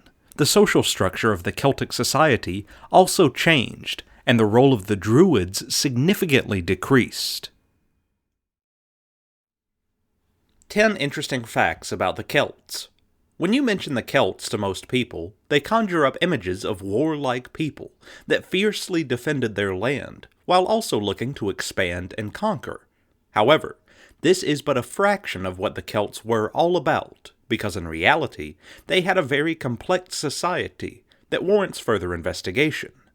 In this piece, we provide you with an in-depth look at 10 things you may not have previously known about the Celts. 1. The Celts are not from Ireland or Scotland.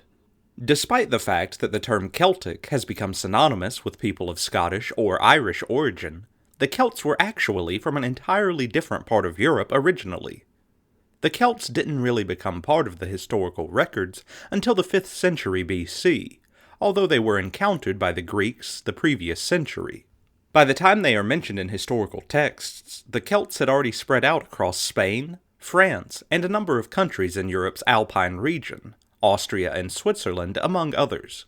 According to many scholars, however, the Celts originated from western mid-Europe as part of the Urnfield culture, which began in 1300 BC. City of Hallstatt, Austria. Remnants of the Urnfield culture from which the Celts originated were excavated here, dating from 1200 BC to 500 BC.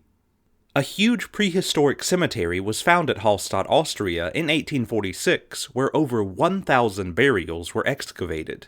The settlement is believed to date from 1200 BC to 500 BC, and contains the remnants of the aforementioned Urnfield culture from which the Celts originated. There are actually as many as 8 distinct Celtic regions throughout Europe. Austrias, between the regions of Galicia and Cantabria in northern Spain. Brice, in Brittany on France's northwest coast. Kurnow, in the country of Cornwall on England's west coast. Galicia, on Spain's northwest coast. Ayr, Ireland. Manin, the Isle of Man. Alba, Scotland. Cymru, Wales. Each region had its own culture and language. However, new research suggests the Celts never lived in ancient Britain.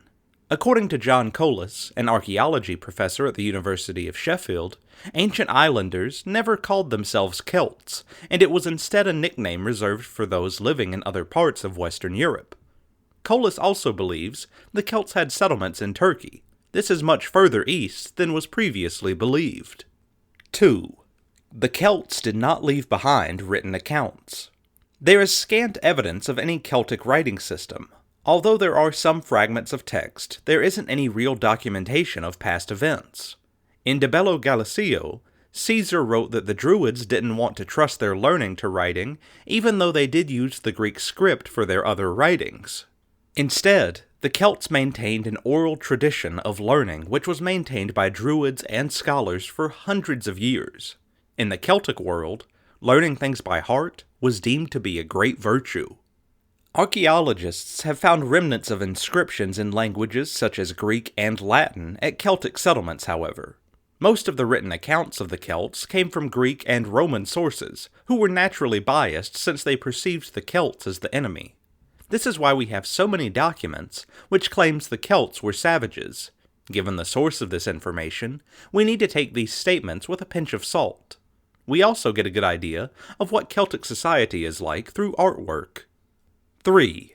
Celtic language survived after the Roman conquests. At one time, it was assumed that Celtic tribes had their languages phased out once the Romans conquered them. This is far from the truth, as modern versions of Celtic languages are spoken today, although Manx and Cornish are no longer extant. Manx, for example, was classified as being extinct as a first language in 1974. Celts speaking together.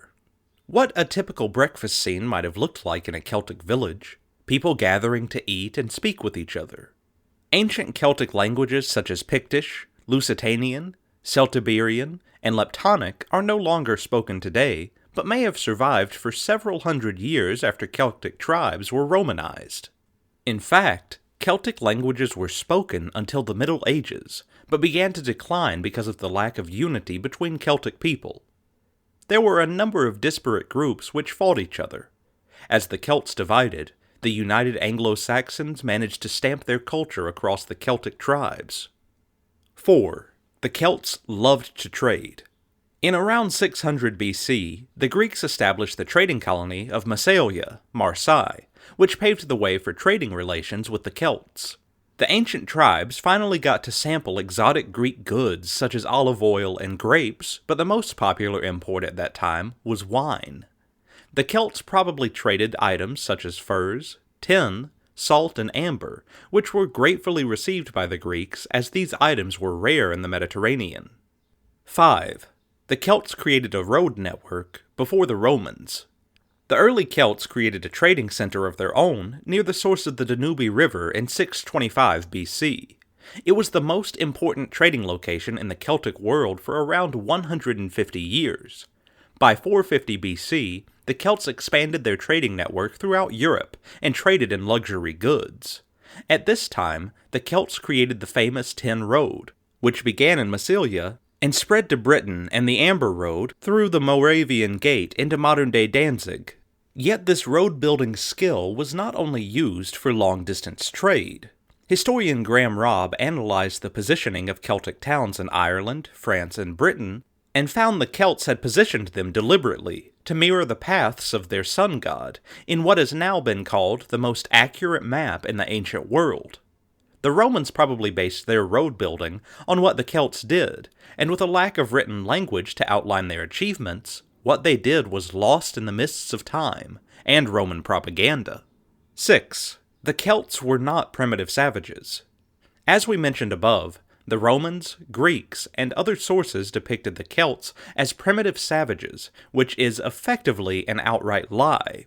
As you can see above, the Celts were able to create a sophisticated and advanced trading network before the Romans themselves achieved such a feat. While the Romans had the Julian calendar, the Celts had the Coligny calendar. It was given the name because it was found in Coligny, France, in 1897. It is comprised of a variety of metal pieces, covered with markings including numbers, lines, and holes. It took the world's best scholars approximately a century to unlock the secrets of this Celtic calendar. In 1989, it was determined that the finding was a lunar solar calendar, which calculated the time of the year based on moon and sun cycles. The calendar could predict the position of the sun months in advance, in what is a remarkably accurate timepiece. In fact, it is even more accurate than its Roman counterpart, which is wrong by 11.5 minutes every year. 7. The Celts were wealthy. There was a very good reason why Julius Caesar embarked on the Gallic Wars. He wanted money. While the legendary general claimed he was just pushing back barbaric boundaries, historians believed his main goal was to get his hand on the astonishing gold deposits found in Celtic Gaul. Caesar was heavily in debt, and this military conquest was perfect, as it also boosted his political career. It was once assumed the Celts acquired gold jewelry and coins through trade, but they had their own gold mines. There were 400 of them in Gaul alone, with countless more dotted across the Celtic landscape. 8. They were well groomed. Again, Roman sources claimed the Celts had long hair, were unshaven, and in general were very dirty and scruffy. In actual fact, the Celts didn't have a single style, as it differed from tribe to tribe. It is believed some Celts wore mohawk hairstyles, presumably to frighten opponents, while freemen and commoners that owned land did typically have long hair. Archaeological excavations have uncovered a host of hair ornaments, including hollow golden balls, combs, and hairpins. Yet, there is also evidence of Celtic men who were clean-shaven with short hair. In terms of hygiene, it is now believed the Celts introduced soap to the Romans. They regularly bathed, and for some tribes it was mandatory for warriors to have a bath before their evening meal. 9. They developed iron weapons before their rivals. This is one of the main reasons why they were able to create an empire of sorts in Europe prior to their encounters with the Romans. The Proto-Celtic Hallstatt culture was among the first groups of people to create swords made of iron. The use of this metal for weaponry became widespread by the 6th century BC. Iron replaced bronze, which was an inferior metal. We don't really know how much of an advantage this gave the early Celts, as iron swords were in use across Europe by the 5th century BC. Yet even if their rivals did have iron weapons, they seemingly did not perfect the art to the same extent as the Celts, and this probably gave the marauding tribes an early advantage which they seized. 10. They were excellent warriors. We already know the Celts liked to fight, but it is often assumed they were ill-disciplined compared to their Roman counterparts. However, the Celts were actually very well trained, and more than a match for any army they came across. Such was their reputation for fighting that King Ptolemy II of Egypt enlisted the help of Celtic mercenaries during the 3rd century BC. However, they were a little bit too good for Ptolemy's liking. He feared they would turn on him, so he had them shipped to a deserted island in the Nile. One of the reasons why the Celts ultimately lost to the Romans was due to a lack of unity as opposed to a lack of combat training.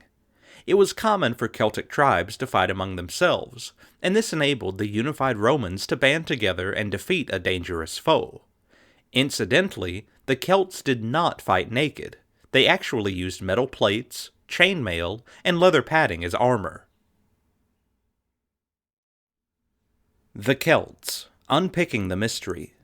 Swathed in myths and legends, the Celts, far from being a singular mass of barbarians, were made up of diverse, distinct groups who battled numerous threats, from the Romans to the Normans. Here, historian Martin Wall unpicks who the Celtic people were and introduces some of the key individuals who led the battle for Celtic Britain. When Greek explorer Pytheas of Massalia made a voyage of exploration to Britain over 300 years before Christ, he called the native people Breton-like, or the people of the designs, because of the crazy patterns that warriors painted on their skin. Breton-like, or Britanni, morphed into Britannia, or Britain. These early Britons and their neighbors in Ireland all spoke some form of Celtic language by the 5th century BC. Their religious beliefs, their gods and goddesses, laws and military methods, technology and art were common to all Celtic peoples, whose settlements extended from Galatia in modern Turkey through Central and Western Europe and the British Isles, all the way to Celt-Iberia, constituting Spain and Portugal. But the Celts were intensely independent and tribal. Even within Britain, a host of separate and distinct tribes zealously guarded their ancestral territories, ruled by kings whose ultimate legacy was based on divine descent. The priest-magicians who guided these kings, and their tribal peoples, the Druids, were described by Julius Caesar as having originated in Britain. Not all Britons lived in Britain, however. Britons occupied territories in an arc form from central Scotland all the way to the Loire Valley in France. As a result of the Anglo-Saxon invasions in the 5th century AD, many Britons were forced to immigrate, some to Armorica, modern Brittany, which is still named after them. Others went to Bretonia in northwest Spain. What made a Celt? The matter of how each wave of Celts was united and divided by both language and religion is one of lively debate. Celtic peoples throughout Europe and Asia Minor shared common cultural, technological, legal, and spiritual characteristics, and their languages were broadly similar, but no Briton thought of themselves as Celtic or British. Their loyalty and kinship connections were to the clan, the tribe.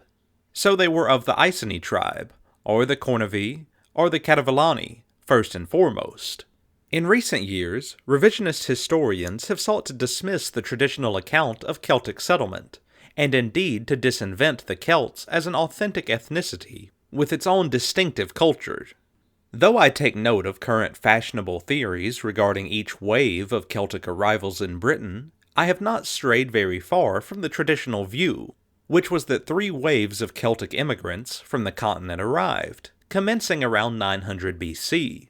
The first wave were called the Goidels, or Gaels. They pronounced the letter Q as Qu or Ku, whereas a secondary wave of Britons pronounced it as P or B. This linguistic difference has long been cited by philologists as the best evidence for distinct waves of immigration, some centuries apart. Finally, about 50 years before the Roman invasions, a tribe called the Belgae, or Boastful Ones, arrived, and established control over much of the southeast. They had been displaced in their turn by movements among Germanic tribes, and by the onset of a much more dangerous threat: Rome. The Celts at war. The first very formidable threat was Rome. The Roman seizure of the Carthaginian colonies in Celtiberia, modern-day Spain and Portugal, and Caesar's wars in Gaul brought them to the threshold of Britain. Two brief but lively incursions by Caesar in 55 and 54 BC had forced the southern tribes to capitulate, but it was to be almost a century before a permanent Roman presence was established in 43 AD. The campaign to subdue and colonize Britain was savage and prolonged. The first great hero of the British Celts, Caradocus, fought an epic war for 9 years between 43 and 52 AD against the full might of the empire. A few years later, between 60 and 61 AD, Boudica, queen of the Iceni tribe, led a spectacular and brutal revolt, which came within an ace of dislodging the Romans from Britain and wiping out the colony. The Romans gradually established control over what is now England and Wales, and pushed into the Scottish Highlands, but could never establish firm control even over the lowlands there. Even in northern Britain within the empire, there was a separate military administration based at York. Eventually, as the imperial system began to collapse, the unconquered Celtic tribes, along with their Irish cousins, as well as Germanic pirates, burst in upon the undefended area. The Anglo-Saxons established their own kingdom in the eastern part of the island, and epic wars took place between the small Celtic kingdoms in Northumbria, Mercia, and Wessex. As these kingdoms constellated into England, desperate wars and political maneuvering took place for centuries, and Wales and Scotland emerged as nation-states. These contests provided the material for the legend of King Arthur, Old King Cole, and many pseudo-historical or actual Celtic heroes. Viking raiding and settlement affected Wales, Ireland, Scotland, Cornwall, and Brittany in much the same way as in the rest of Europe. Finally, the most formidable threat of all, the nemesis of the British Celts, arrived in the shape of the Norman invasion of England. Once they had established firm control of England, their wars of expansion against the Celtic nations commenced. Barbarian peoples? Much of what we know about the Celts is derived from classical and especially Roman sources. While we should be naturally suspicious about accepting these portrayals, they were at least contemporary, or derived, from eyewitness reports. The Romans had contempt for all barbarian peoples, of which the Celts were one. People who lived in the great forests of Central Europe and Britain were considered savages, from the Latin silva, a wood. All that was dark, shadowy, and sinister was projected onto these primitive peoples, and prurient, lurid stories propagated about their inhuman practices. The classical world of ancient Greece and Rome had been shocked to their core when Celtic hordes had sacked Delphi, and then Rome itself. Greek philosopher Strabo said that the whole race is madly fond of war, high-spirited, and quick for battle, and there is no reason to discount this opinion, especially in light of the abundant evidence of subsequent history. In fact, the Celts were exuberant and extremist in all matters. Their passion for war was no different from their passion for feasting, religious devotions, poetry, and art. The Celts liked to show off their wealth and status, and war gave the opportunity to display their fine horses, chariots, sword, golden torques, and similar accoutrements. If they were not actually at war with external enemies, or among themselves, then they would be composing bardic poetry about it, celebrating the ancestral heroes of the tribe. It may be true to say that there is a traditional martial eagerness in the Celtic temperament, but ultimately their military traditions were founded upon necessity. They had to either fight or be overwhelmed or exterminated. The Island of the Mighty. While it is true that few peoples have become so romanticized and mythologized as the British Celts, I believe that the attempt to denigrate and marginalize their history is in danger of doing great violence to a body of knowledge, which consists of far more than mere history or archaeology, the mythical lore which has become known as the Matter of Britain.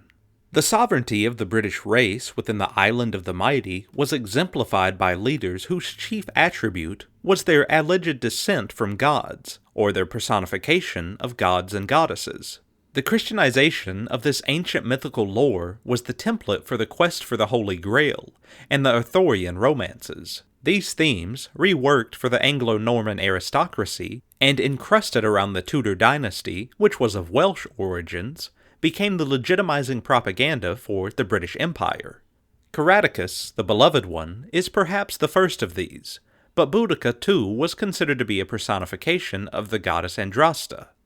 Arthur, the supreme hero of the British Celts, distills much of this into complex myth, which may or may not be based on an actual historical personage.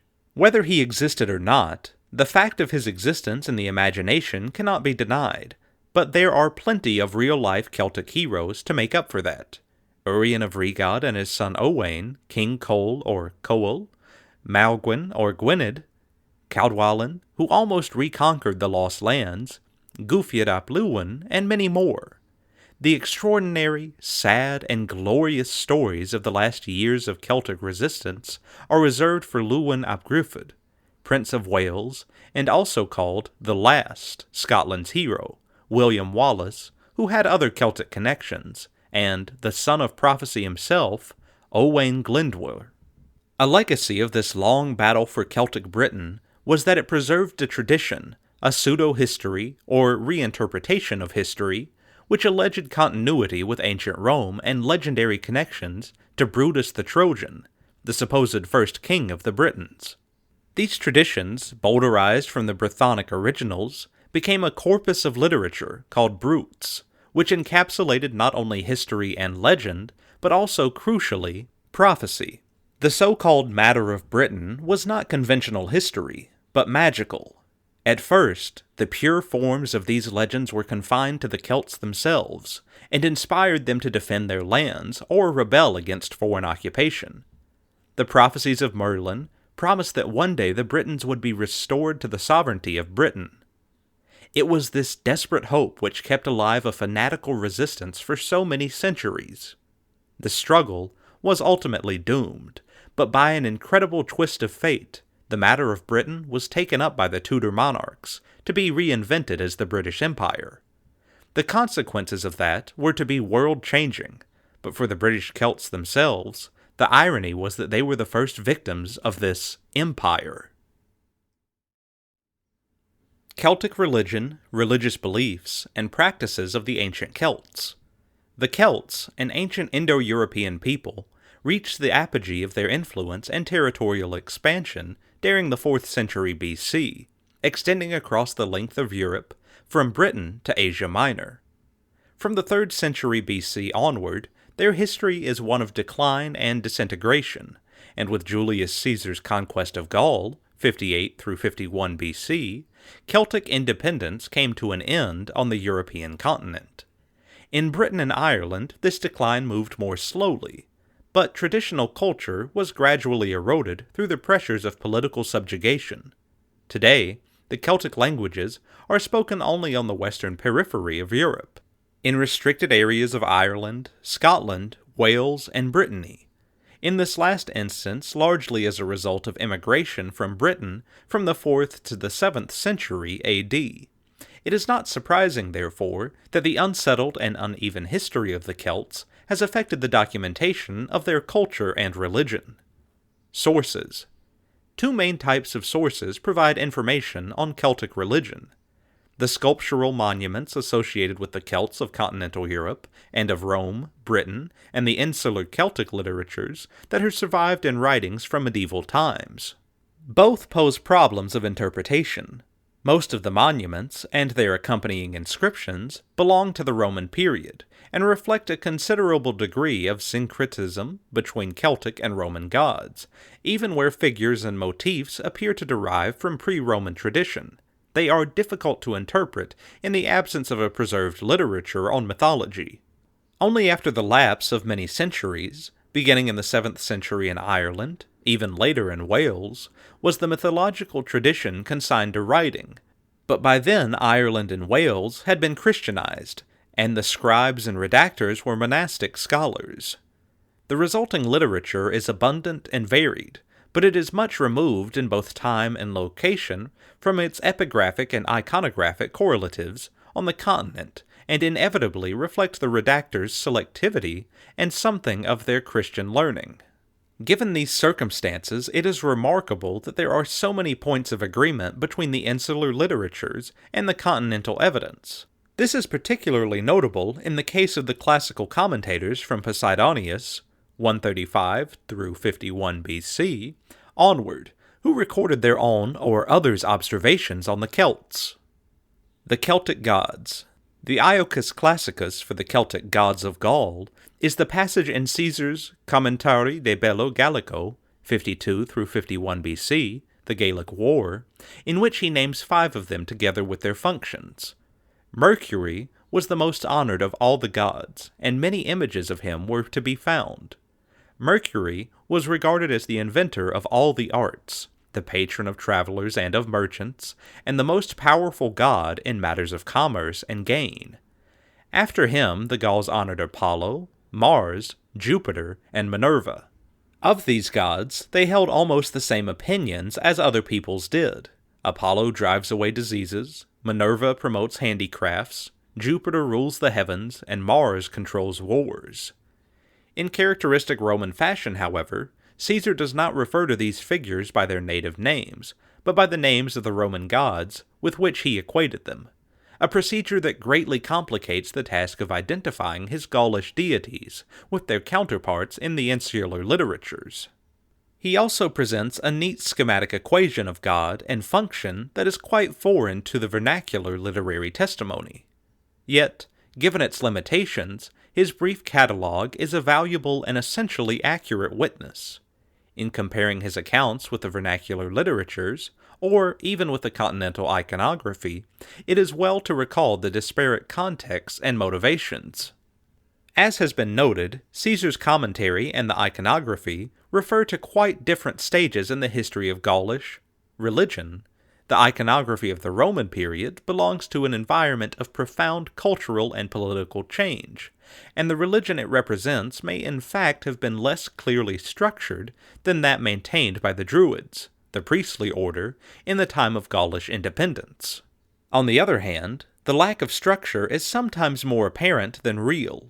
It has, for instance, been noted that of the several hundred names containing a Celtic element attested in Gaul, the majority occur only once, which has led some scholars to conclude that the Celtic gods and their cults were local and tribal rather than national. Supporters of this view cite Lucan's mention of a god Tutates, which they interpret as god of the tribe. It is thought that Tuta meant tribe in Celtic. The seeming multiplicity of deity names may, however, be explained otherwise. For example, many are simply epithets applied to major deities by widely extended cults. The notion of the Celtic pantheon as merely a proliferation of local gods is contradicted by the several well-attested deities whose cults were observed virtually throughout the areas of Celtic settlement. According to Caesar, the god most honored by the Gauls was Mercury, and this is confirmed by numerous images and inscriptions. His Celtic name is not explicitly stated, but it is clearly implied in the place name Lugudanon, the fort of dwelling of the god Lugus, by which his numerous cult centers were known, and from which the modern Lion, Leon, and Ludon in France, Leyden in the Netherlands, and Legnica in Poland derive.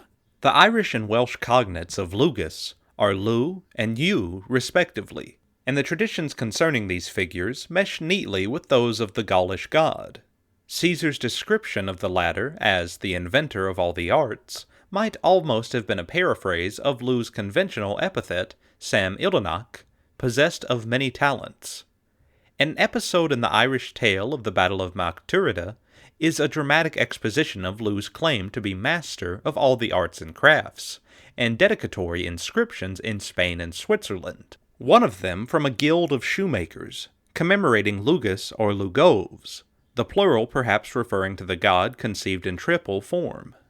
An episode in the Middle Welsh collection of tales was the Mabinogion, or Mabinogi, seems to echo the connection with shoemaking, for it represents you as working briefly as a skilled exponent of the craft.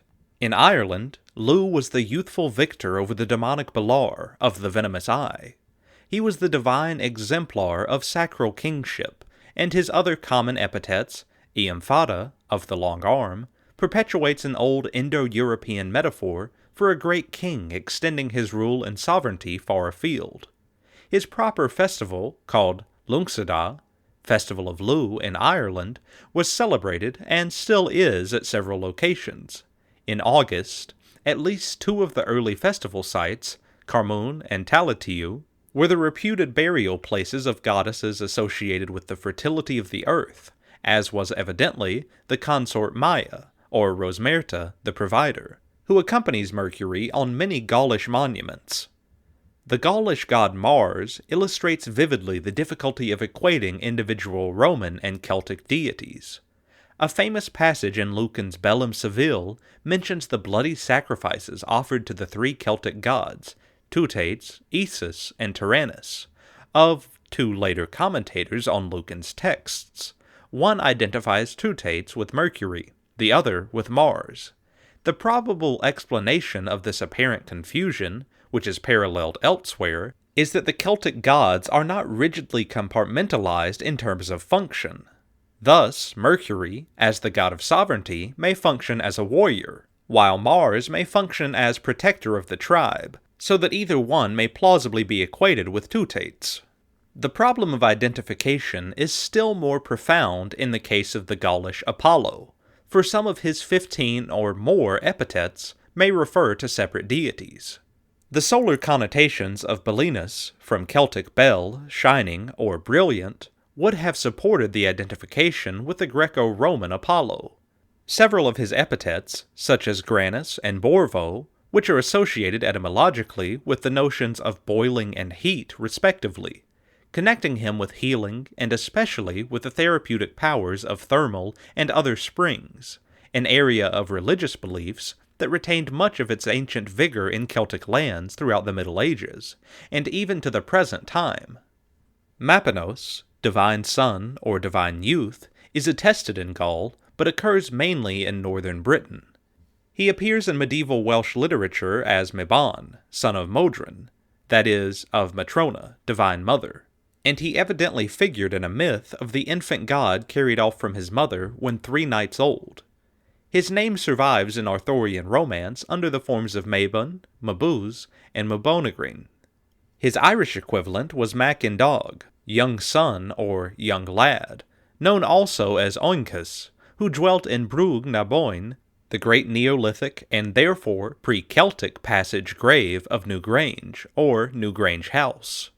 He was the son of Dagda, chief god of the Irish and of Bowen, the personified sacred river of Irish tradition. In the literature, the divine son tends to figure in the role of trickster and lover. There are dedications to Minerva in Britain and throughout the Celtic areas of the continent. At Bath, she was identified with the goddess Sulis, whose cult there centered on the thermal springs. Through the plural form Sulviae, found at Bath and elsewhere, she is also related to the numerous and important mother goddesses, who often occur in duplicate or, more commonly, triadic form. Her nearest equivalent in insular tradition is the Irish goddess Brigid, daughter of the chief god Dagda. Like Minerva, she was concerned with healing and craftsmanship, but she was also the patron of poetry and traditional learning. Her name is cognate with that of Briganti, Latin Brigantia, tutelary goddess of the Brigantes of Britain, and there is some onomastic evidence that her cult was known on the continent, whence the Brigantes had migrated. The Gaulish Suseos, possibly meaning the good striker, appears on a different number of reliefs and statuettes with a mallet as his attribute. He has been equated with the Irish Dagda, the good god, also called Eochaida Olateir, Eochaida the Great Father, whose attributes are his club and his cauldron of plenty. But whereas Ireland had its god of the sea, Manannán mac Lir, Manannán, son of the ocean, and a more shadowy predecessor called Tethra, there is no clear evidence for a Gaulish sea god, perhaps because the original Central European homeland of the Celts had been landlocked. The insular literatures show that certain deities were associated with particular crafts. Caesar makes no mention of a Gaulish Vulcan, though insular sources reveal that there was one and that he enjoyed high status. His name in Irish, Gorbniu, and Welsh, Gofannon, derived from the Celtic word for smith. The weapons that Gorbniu forged with his fellow craft gods, the wright Lugtha, and the metalworker Cretin, were unerringly accurate and lethal. He was also known for his power of healing, and as Goban the Right, a popular or hypocoristic form of his name, he was renowned as a wondrous builder.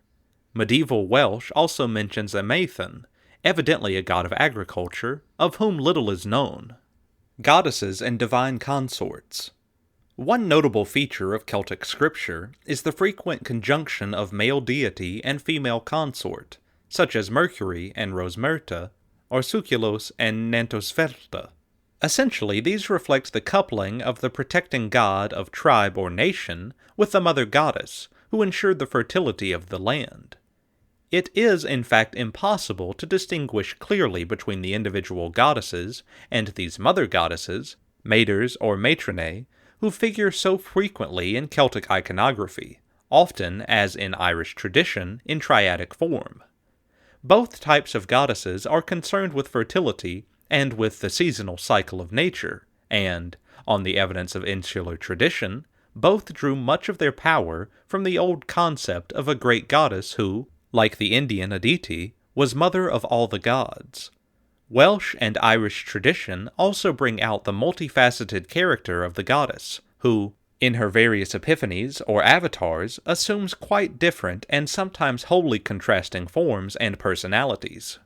She may be the embodiment of sovereignty, youthful and beautiful in union with her rightful king, or aged and hideously ugly when lacking a fitting mate.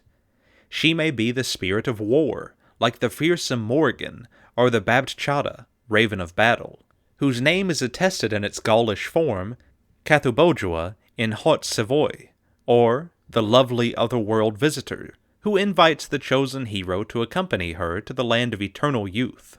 As the life-giving force, she is often identified with rivers, such as the Seine, Sequana, and the Marne, Matrona. In Gaul or the Boyne, Bowen, in Ireland, many rivers were simply called Divana, the divine. The goddess is the Celtic reflex of the primordial mother who creates life and fruitfulness through her union with the universal Father, God. Welsh and Irish tradition preserve many variations on a basic triadic relationship of divine mother, father, and son. The goddess appears, for example, in Welsh as Modron, from Matrona, divine mother, and Rhiannon, divine queen, and in Irish as Boan and Macha. Her partner is represented by the Gaulish father figure Suculos, his Irish counterpart Dagda, and the Welsh Terinon, divine lord, and her son by the Welsh Mabon, from Maponos, divine son, and Pryderi, and the Irish Ongus and Mac Indog, among others. Zoomorphic deities. The rich abundance of animal imagery in Celto-Roman iconography, representing the deities in combinations of animal and human forms, finds frequent echoes in the insular literary tradition. Perhaps the most familiar instance is the deity or deity type known as Cernunnos, Horned One, or Peaked One, even though the name is attested only once on a Paris relief. The interior relief of the Gundestrup cauldron, a 1st century BC vessel found in Denmark, provides a striking depiction of the antlered Cernunnos as Lord of the Animals, seated in the yogic lotus position and accompanied by a ram-headed serpent. In this role, he closely resembles the Hindu god Siva, in the guise of Pasupati, Lord of Beasts. Another prominent zoomorphic deity type is the divine bull, the Dan Qualinge, brown bully of Cooley, which has a central role in the great Irish hero tale Tain Bo Qualinge, the cattle raid of Cooley, and which recalls the Tarvus Trigerinus, the bull of the three cranes, pictured on reliefs from the cathedral at Trier, W. Gur, and at Notre Dame de Paris, and presumably the subject of a lost Gaulish narrative. Other animals that figure particularly prominently in association with the pantheon in Celto-Roman arts, as well as in insular literature, are boars, dogs, bears, and horses. The horse, an instrument of Indo-European expansion, has always had a special place in the affections of the Celtic peoples.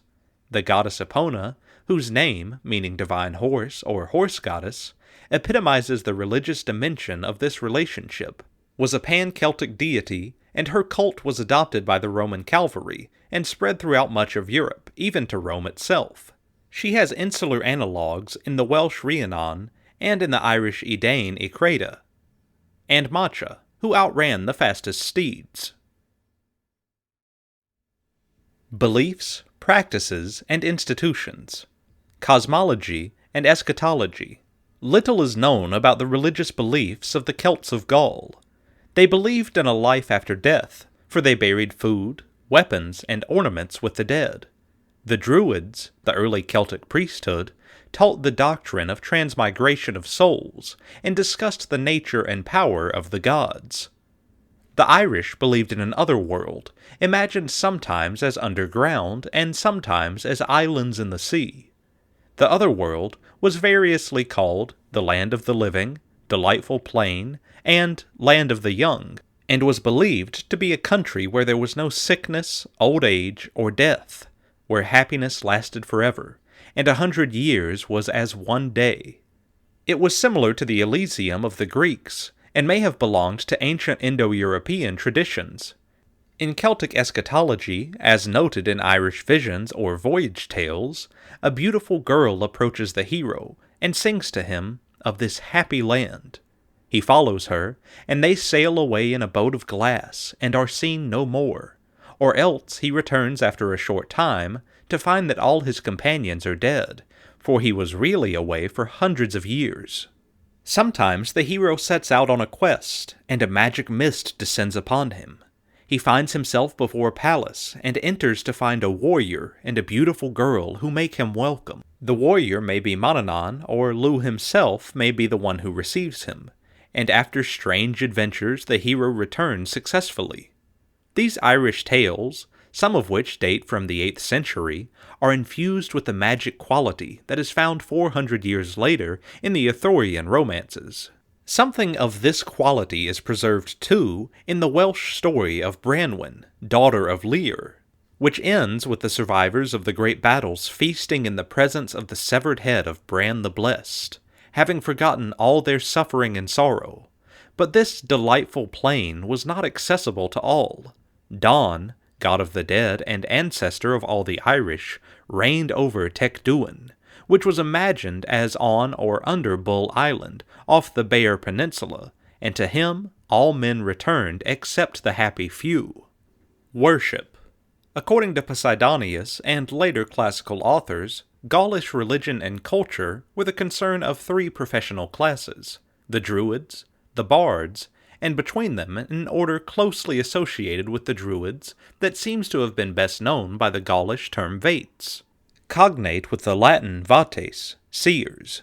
This threefold hierarchy had its reflex among the 2 main branches of Celts in Ireland and Wales, but is best represented in early Irish tradition with its Druids, Filda, singular Fili, and Bards. The Filda evidently correspond to the Gaulish Vates. The name Druid means knowing the oak tree, and may derive from the Druidic ritual, which seems in the early period to have been performed in the forest. Caesar stated that the Druids avoided manual labor, and paid no taxes, so that many were attracted by these privileges to join the order. They learned great numbers of verses by heart, and some studied for as long as 20 years. They thought it wrong to commit their learning to writing, but used the Greek alphabet for other purposes. As far as is known, the Celts had no temples before the Gallo-Roman period. Their ceremonies took place in forest sanctuaries. In the Gallo-Roman period, temples were erected, and many of them have been discovered by archaeologists in Britain as well as in Gaul. Human sacrifice was practiced in Gaul. Cicero, Caesar, Suetonius, and Lucan all refer to it, and Pliny the Elder says that it occurred in Britain too. It was forbidden under Tiberius and Claudius. There is some evidence that human sacrifice was known in Ireland and was forbidden by St. Patrick. Festivals. Insular sources provide important information about Celtic religious festivals.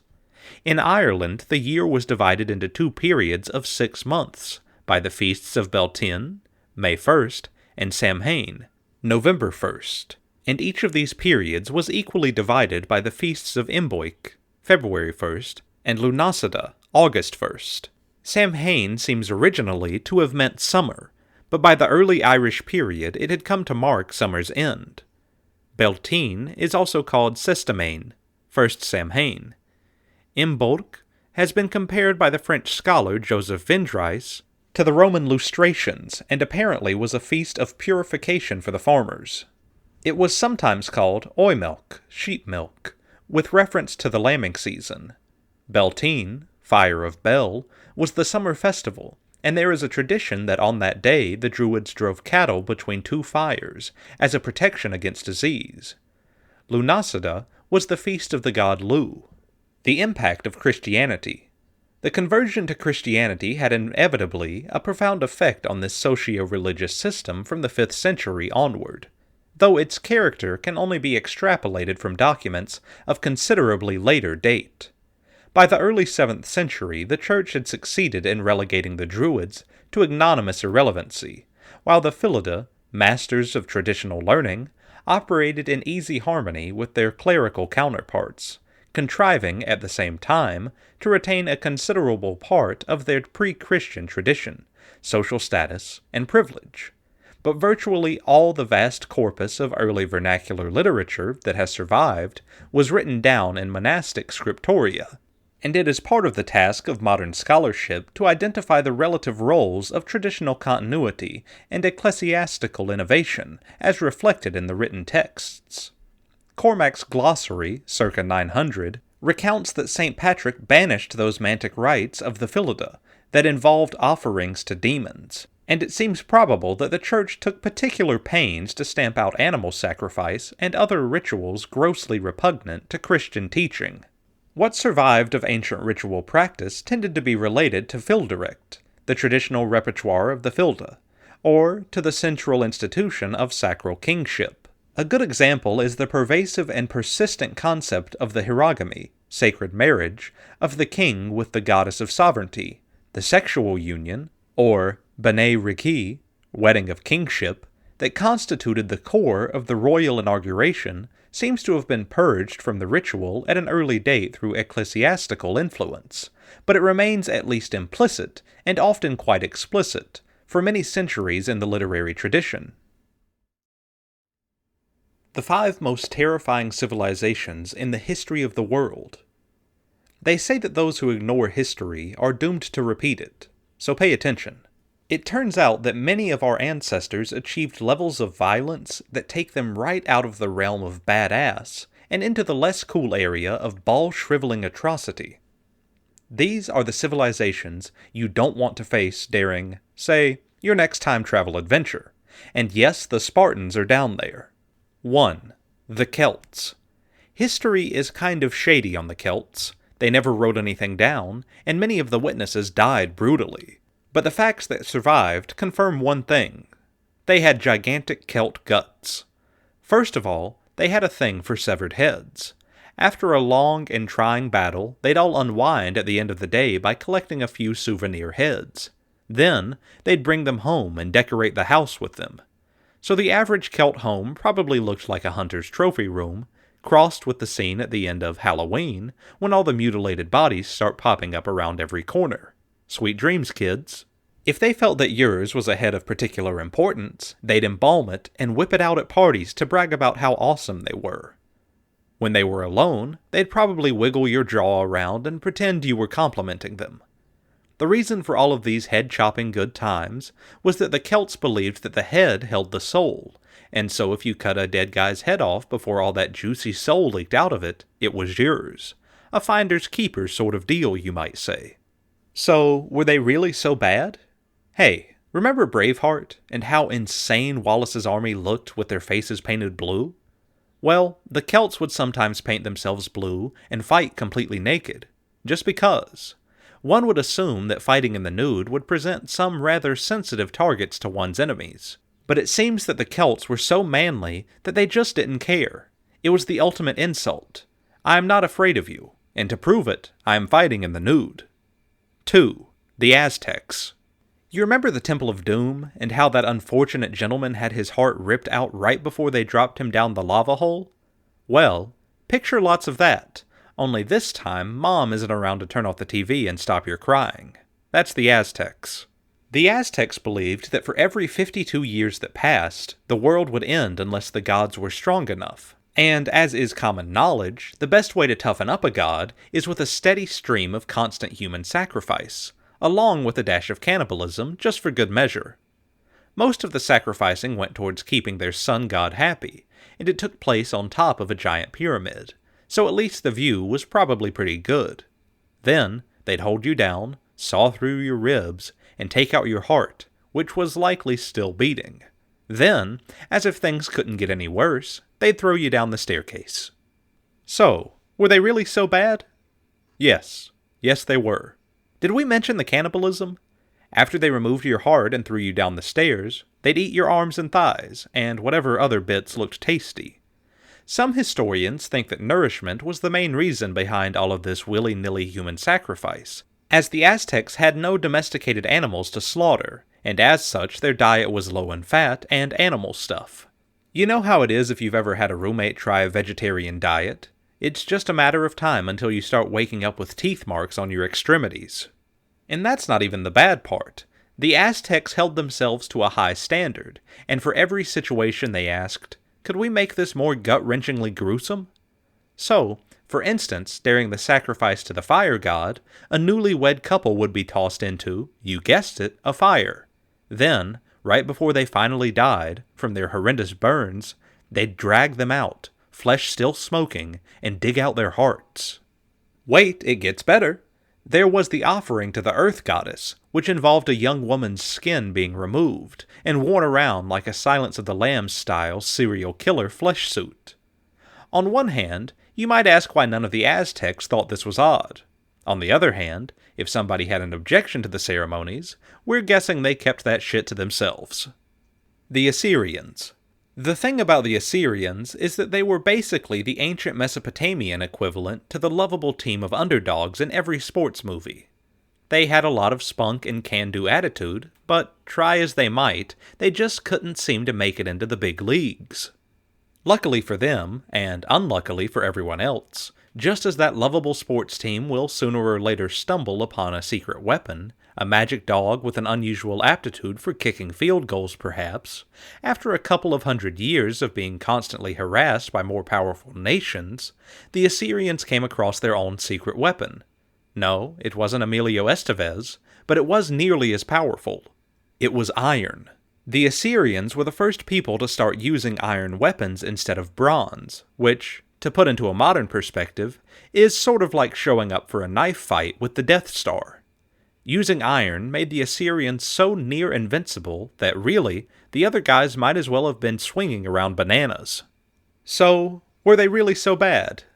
Well, in a word, yes.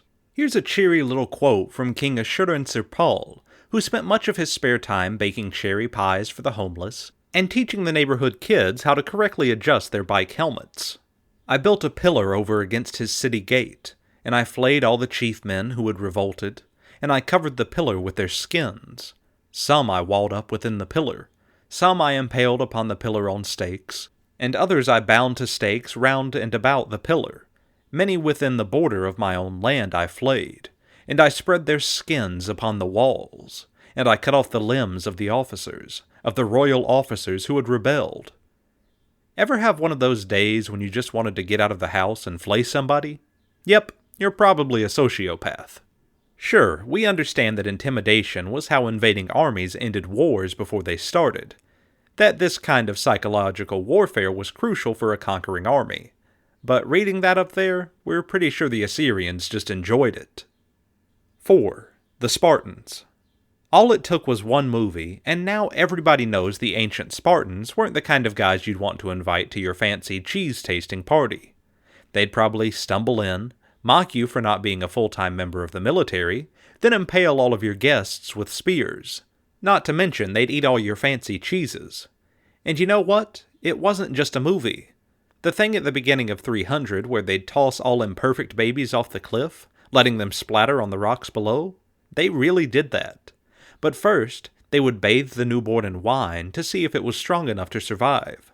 That's right, being a Spartan meant you had to handle your damned liquor right out of the damn womb. So, were they really so bad? Every single Spartan male was a soldier. Every other job was done by slaves. The Spartan men were warriors, and that was that. They fought until they could finally retire at the age of 60, about the equivalent to living to 400 years old today. Of course, if you lived to be that ripe old age, were a good father and scholar, and all-around great guy, too bad. You didn't even get a headstone when you died. You didn't deserve it. The only Spartans who got marked headstones were the ones who died in battle daring victory. Think you're a war hero? Well, if you're still alive, that meant you still weren't hero enough for Sparta. Oh, and if you lost your shield during battle, you got the death penalty. A true soldier would have gone back to get it, or died trying. If we, or the movie, make them sound like heroes, well, you have to know about those slaves we mentioned earlier. The Spartans beat their slaves, by law. We don't mean the law allowed them to beat the slaves, we mean the law required it. Things could get a lot worse for slaves, though. As a sort of coming-of-age holiday, there was an occasion every year upon which the young Spartan men were encouraged to sneak around and murder as many slaves as they could, without having to feel bad about it. If you didn't murder anybody, they probably called you gay. The Mongols. Now imagine 400 of those stadiums, each full of people. Now imagine every single one of those people with grotesque stab wounds. That's right. It is estimated that the Mongols, under Genghis Khan and others, killed 40 million people. The Mongols ripped through the world like a lawnmower. They were like an army of Batman villains, only Asian and on horseback.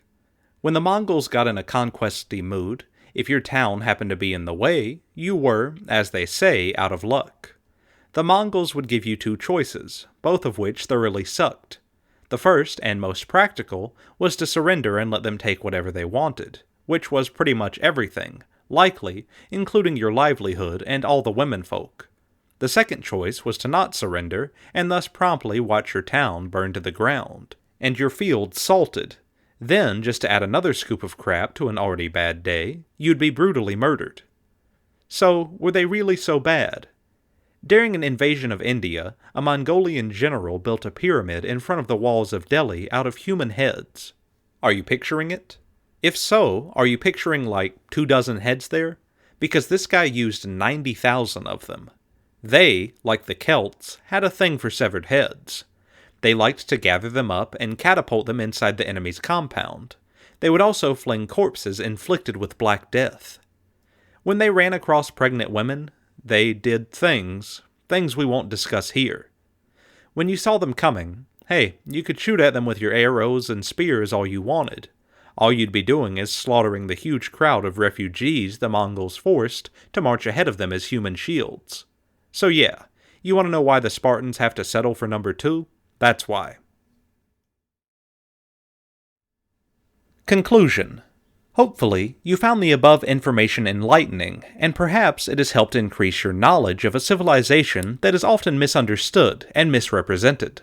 The Celts were indeed brave warriors, but were also great thinkers, inventors, builders, and creators. The main thing they lacked was unity, and this would ultimately cause their downfall. Celtic Mythology, Irish Myths and Ancient Folklore from the British Isles. Written by Bernard Hayes. Narrated by Zachary Dillon Brown. Introduction. Celtic mythology is rich in heroic stories, gods and goddesses, epic tales of love and betrayal together with elements of magic, spiritualism, and even occasional humor. Ireland is the richest source of these myths and legends. The reason is simply that it was isolated from mainland Europe for much of its history, and so the stories remained intact, free from pressures exerted by the cultures such as the Roman Empire.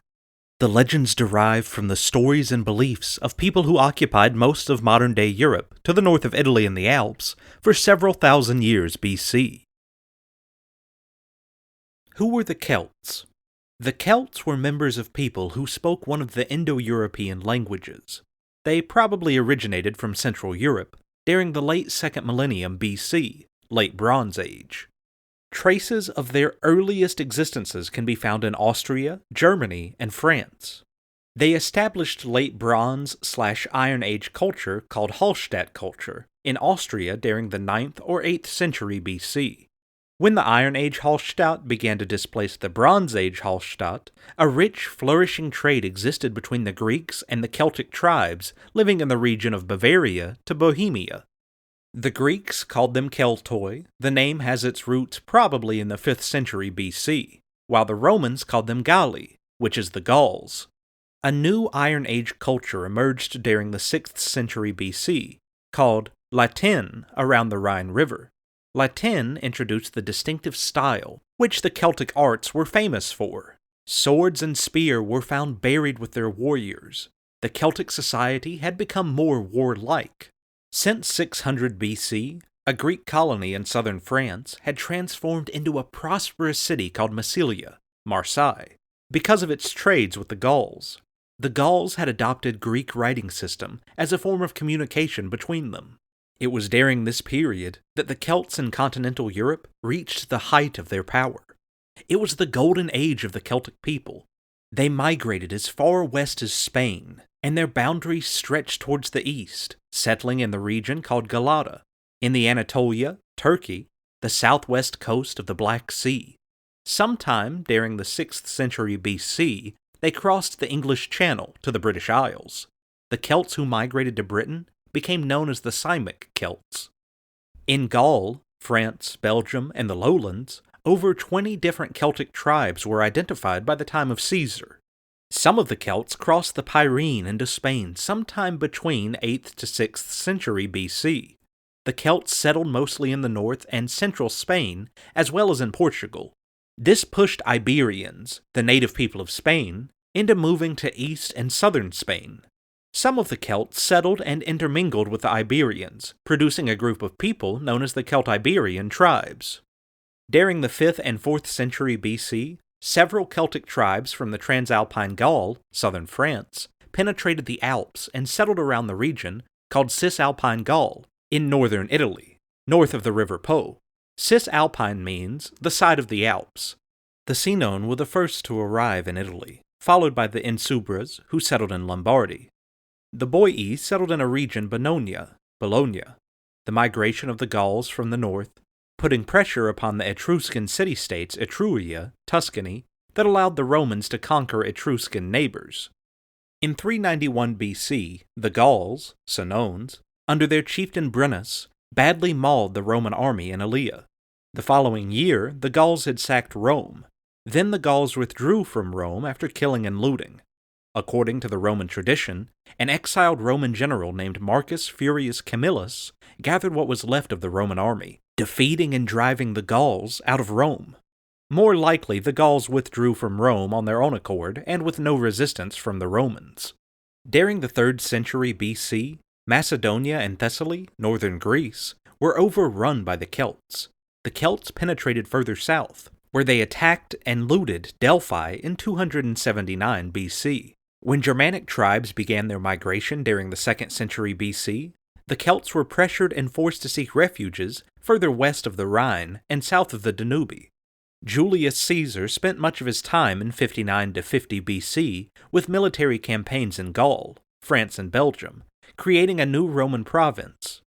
Because Gaul contained a number of tribes, the lack of strong leadership and unity, Caesar made great use of the military maxim, divide and conquer, to defeat each Gallic tribe.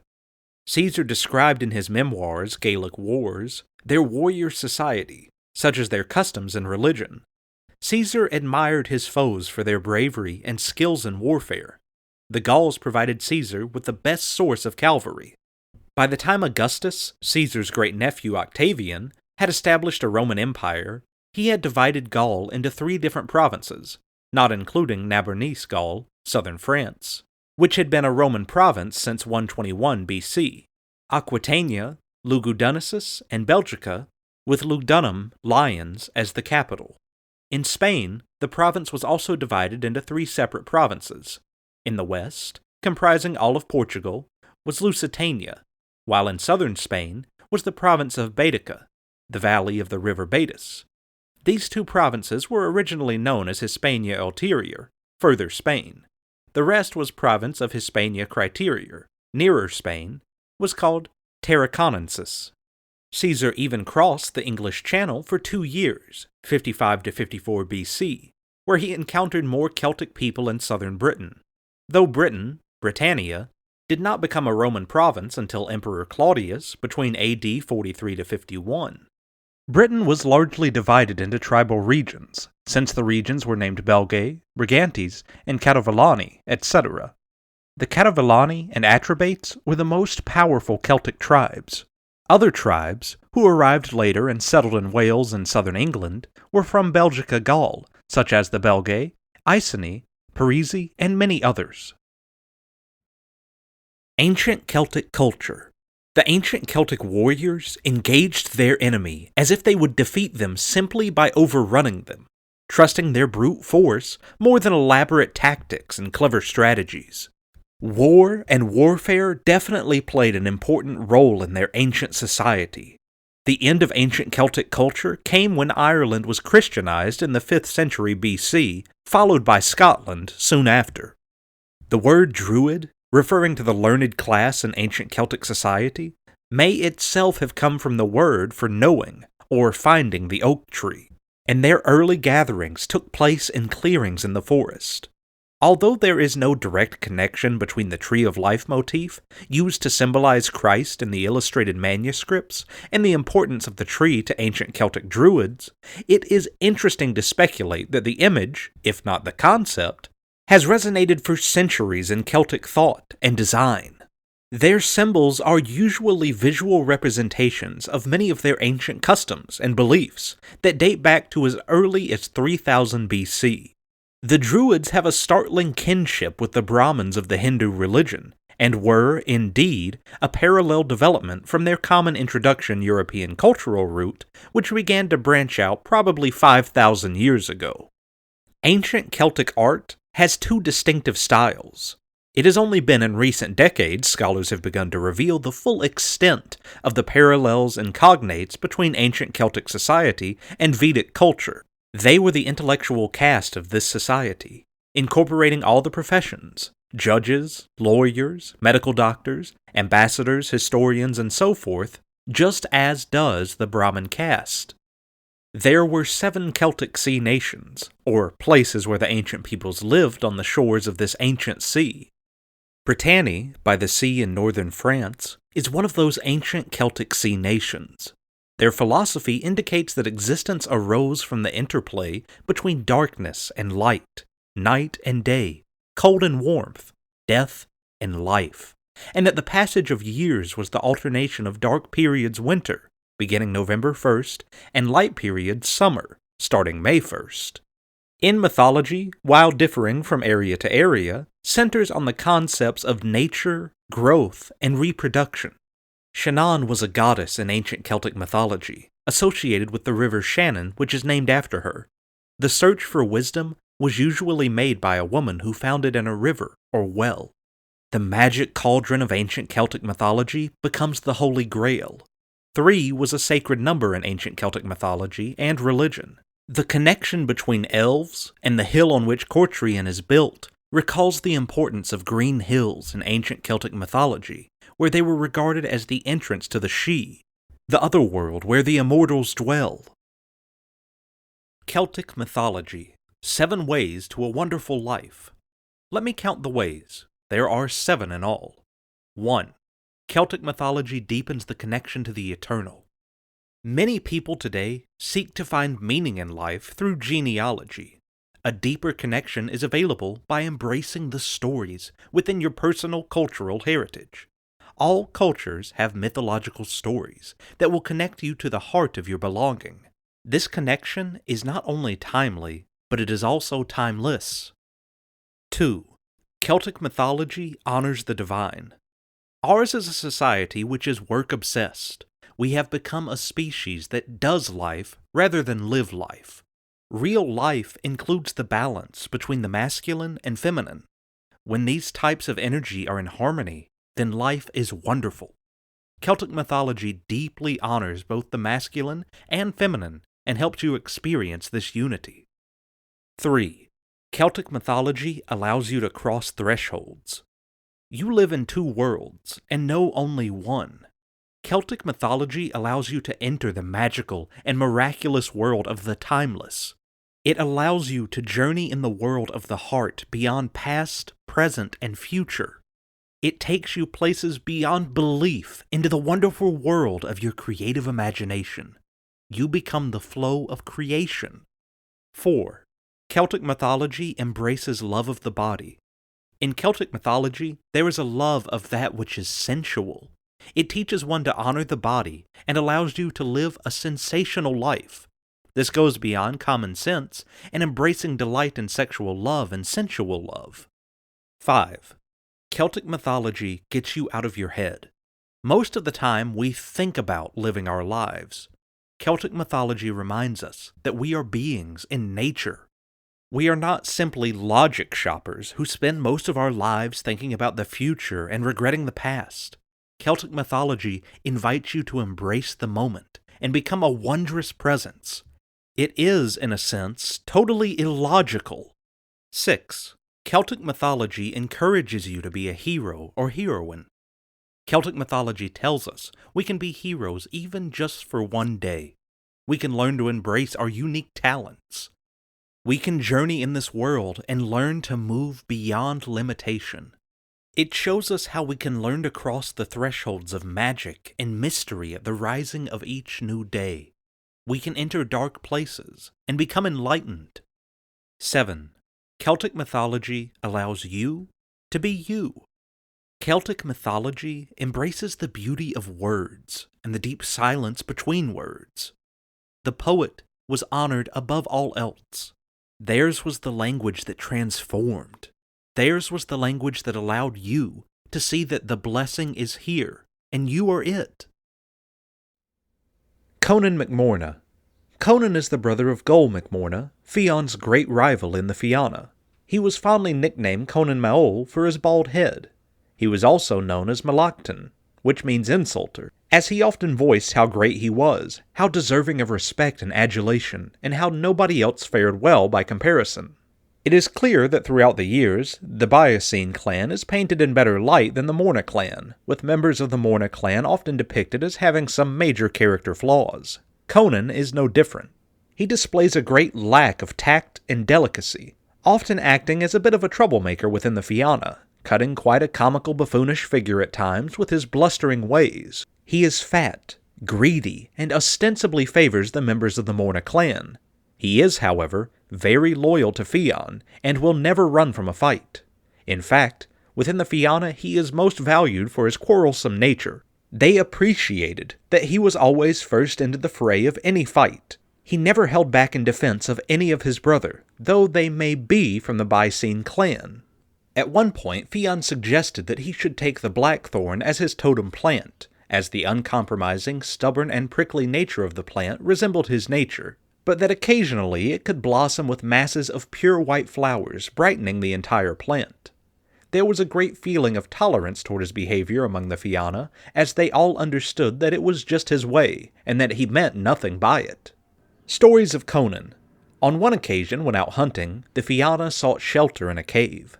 They slept well, but each man woke to find that they had been put under a spell, and that they were stuck to the ground. Kaidi, who had spent the night running with animals, came to the cave and found them in this state. He released them by pouring magical water between their skin and the ground. Unfortunately, by the time he arrived at Conan, the water had run out. Fionn and Gol caught Conan by his wrists and heaved him off the ground with all their strength. As he was released from the ground, Conan let out a big roar, as all of the skin on his back was torn off him. The Fianna laid him down, killed a sheep, skinned it, and pressed the raw hide to Conan's back. This succeeded in replacing his lost skin. The Fianna sheared his back regularly, and the black, glossy curls of his back were used to make a new jacket and trousers for his each year. Having to suffer this indignity is one explanation for his ready temper, and for his need to bolster up his position with the Fianna. Conan is a bit of a diamond in the rough. He is lucky that he is well understood by the members of the Fianna. His brothers know to take his roughness in good nature, as they know that beneath that bluster and the insults lies a true-hearted member of their tribe. He will always end up with his foot in his mouth, however, and when his protests at his own greatness go too far, he is often brought down to earth by one of the others. He can be misunderstood by the people who don't know him that well. 4 cycles of Irish mythology. Many of the Irish legends are made up of stories about adventures, great battles, voyages, invasions, and gods. But today, we categorize them into 4 main cycles: the mythological cycle, the Finn cycle, the Ulster cycle, and the historical cycle. The mythological cycle. The mythological cycle of Irish legends is made up of stories about former gods and the origins of the Irish. One of the most popular stories from the mythological cycle would be Children of Lear, a tragic story of a stepmother jealous over 4 children that she had turned into swans. Other stories from this cycle include The Wooing of Etain, Cath Maige Turida, and The Dream of Aengus. Although the mythological cycle is the least preserved out of all the Irish legend cycles, sources can be found in metrical Dinshinchas, or Lore of Places, and the Libor Gabala Arin, or Book of Invasions. The Fenian cycle.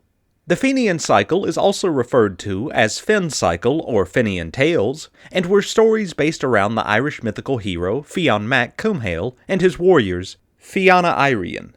The Fianna Airian were warriors who lived in forests as mercenaries, bandits, and hunters. People also refer to the Fenian cycle as the Ossianic cycle, as Fionn Mac Cumhaill's son, Oisin, was supposed to have written most of the poems found in that cycle. The famous story of Salome of Wisdom is part of the Fenian cycle. This is when Fionn is admitted to the court of the High Kings at Tara after passing 3 major tests, which then he became the leader of Clan Baskna. Fionn Mac Cumhaill went on to be the leader of the Fionn Airian, after killing a goblin by the name of Eilean Mac Migna. Samhain Eilean would terrorize the people on the Hill of Tara by playing music on his harp, leaving every warrior helpless. Fionn used a magic spear that left him immune to the music, and killed the goblin. The Ulster cycle. The Ulster cycle is about legends and heroes of Ulaid, Eastern Ulster, and Northern Leinster. They are written in manuscripts from the medieval period, but some early stories can be dated to the early Christian period in Ireland. Events in the Ulster cycle are said to have taken place during the time of Christ, with some historians believing the Ulster cycle to be historical, when others believe they were actually purely mythical. The most important story of the Ulster cycle was the Cattle Raid of Cooley. The story tells of a war against Ulaid, Ulster, by the Queen Connacht Med Meb and her husband Ailill.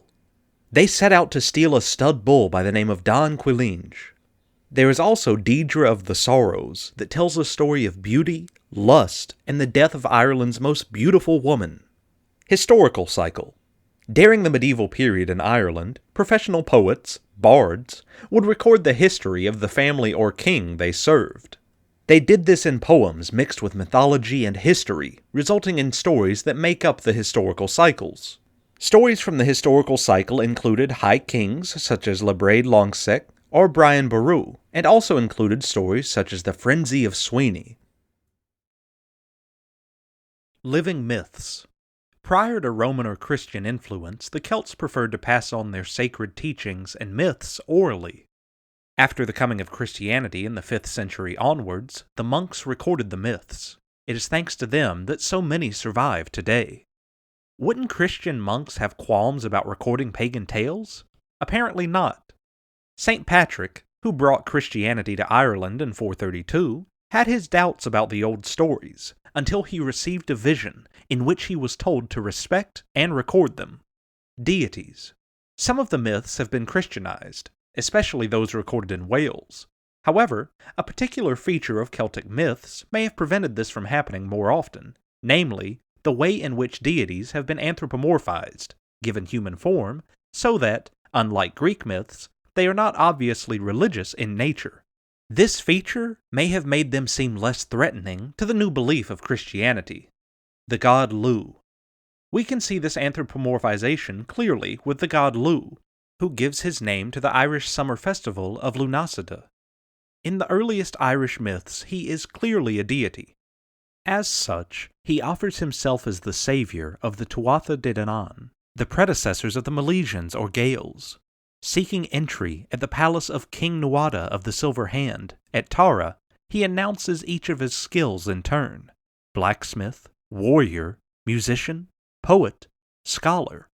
Each time he is refused entry, until he points out that no one else combines all these skills in one person, as he does. In the Mabinogion, the main source of British myths, Lu has become the much more human Lu Laugifs, nephew, and possibly son, of the magician Gwydion. He is skilled and protected by charms, but he is not obviously a god. In fact, at one point he appears to be mortal. The Dagda, father of the gods. Lu shares some characteristics with the Dagda, a larger-than-life figure prominent in myths of the Tuatha De Danann. Like Lu, he is powerful and omnicompetent. Yet, he is often represented as a rather comic figure whose short tunic fails to cover his buttocks, and whose huge club has to be carried on wheels. The Dagda has great magical powers, and he possesses a harp which comes to him when he calls, and a cauldron of abundance which restores dead warriors to life, but without powers of speech, perhaps in case they say too much about the afterlife. Goddesses. Powerful though these gods were, the Celtic goddesses were perhaps even more so. They were closely associated with the land, and in this identification they sometimes seem to be aspects of a single all-embracing goddess. Their link to the seasonal cycles, to fertility and death, may partly account for the fact that a single goddess often takes three forms, or aspects, usually maiden, mother, and crone. Celtic goddesses could be life-giving and sustaining, but were also, in their dark aspect, associated with sex and death, which in Celtic terms are part of the round of life. The most powerful Irish example is the red-headed shape-shifting Morrigan, said to have coupled with the Dagda. Sources of the myths. The surviving Celtic myths come from Scotland and Ireland, which were at one time closely related, from Wales, though many of these originally orally further east, and from Brittany. No myths survive from Romanized areas, such as Gaul on the continent. They do not appear to have been written down in Latin. Tales of the Ossianic Cycle. Faniacht, Fenian cycle, refers to the stories centered on the legendary character Finn McCumail, his fan, warrior band, his son Oisfin, and his grandson Oscar. From the earliest literary attestation in the 7th century among the Lane, cultivation of this material spread and became associated in the Old Irish period with places as far apart as South Tipperary, West Cork, the Midlands, and East Ulster. Classified by modern scholars as one of the 4 medieval Irish literary cycles, along with the Ulster cycle, the cycle of historical tales, or cycle of the kings, and the mythological cycle, it emerged from fragmentarily documented beginnings to become the dominant literary genre of the post-Norman period in Ireland. The warrior band, an institution with Indo-European roots, was an integral part of medieval Irish society, occupying an important position on its boundaries. Some scholars have argued, however, that the Tan's existence on the margins of society contributed to the early literary neglect of Faniacht material by Christian redactors and scribes who wished to discourage warrior bands and associated practices. The lack of relevance of this material to a society obsessed with history and genealogy is another reason cited for its initial lack of cultivation. Its rise in popularity in the post-Norman period has been attributed to a lessening of church opposition to the genre and its adaptability to changing literary tastes. Similar to the figure of Arthur in Britain, the cult of Finn grew from its localized beginnings to spread throughout Ireland and the rest of the Gaelic-speaking world. During this process, particularly under the influence of the synthetic historians in the 10th and 11th centuries, a position was found for Finn and his Tan in the historical and literary record. They were often portrayed as the standing army of King Cormac MacAirt, defending Ireland in the 3rd century against foreign invasion, often from a base at Seenach Eilean, in Lane territory. Fenian lays and ballads began to be composed at least as early as the 11th century, and these became the dominant literary form of the tradition from the late medieval period onward. The two most important extant ballad connections are those preserved in the 16th century Scottish manuscript, the Book o' the Dean o' Lismore, and the 17th century Joanair Finn, compiled among the Irish exiles in Ostend, Belgium. The fame of Fenian balladry had spread all over Europe by the 19th century, thanks to James Macpherson. He published 3 works in the 1760s that purported to be translations of the epic poems written by Finn's son, Oisfin, in Macpherson's spelling, Ossian. These translations were, in the main, creations of his own imagination, although they were partly based on genuine ballad tradition.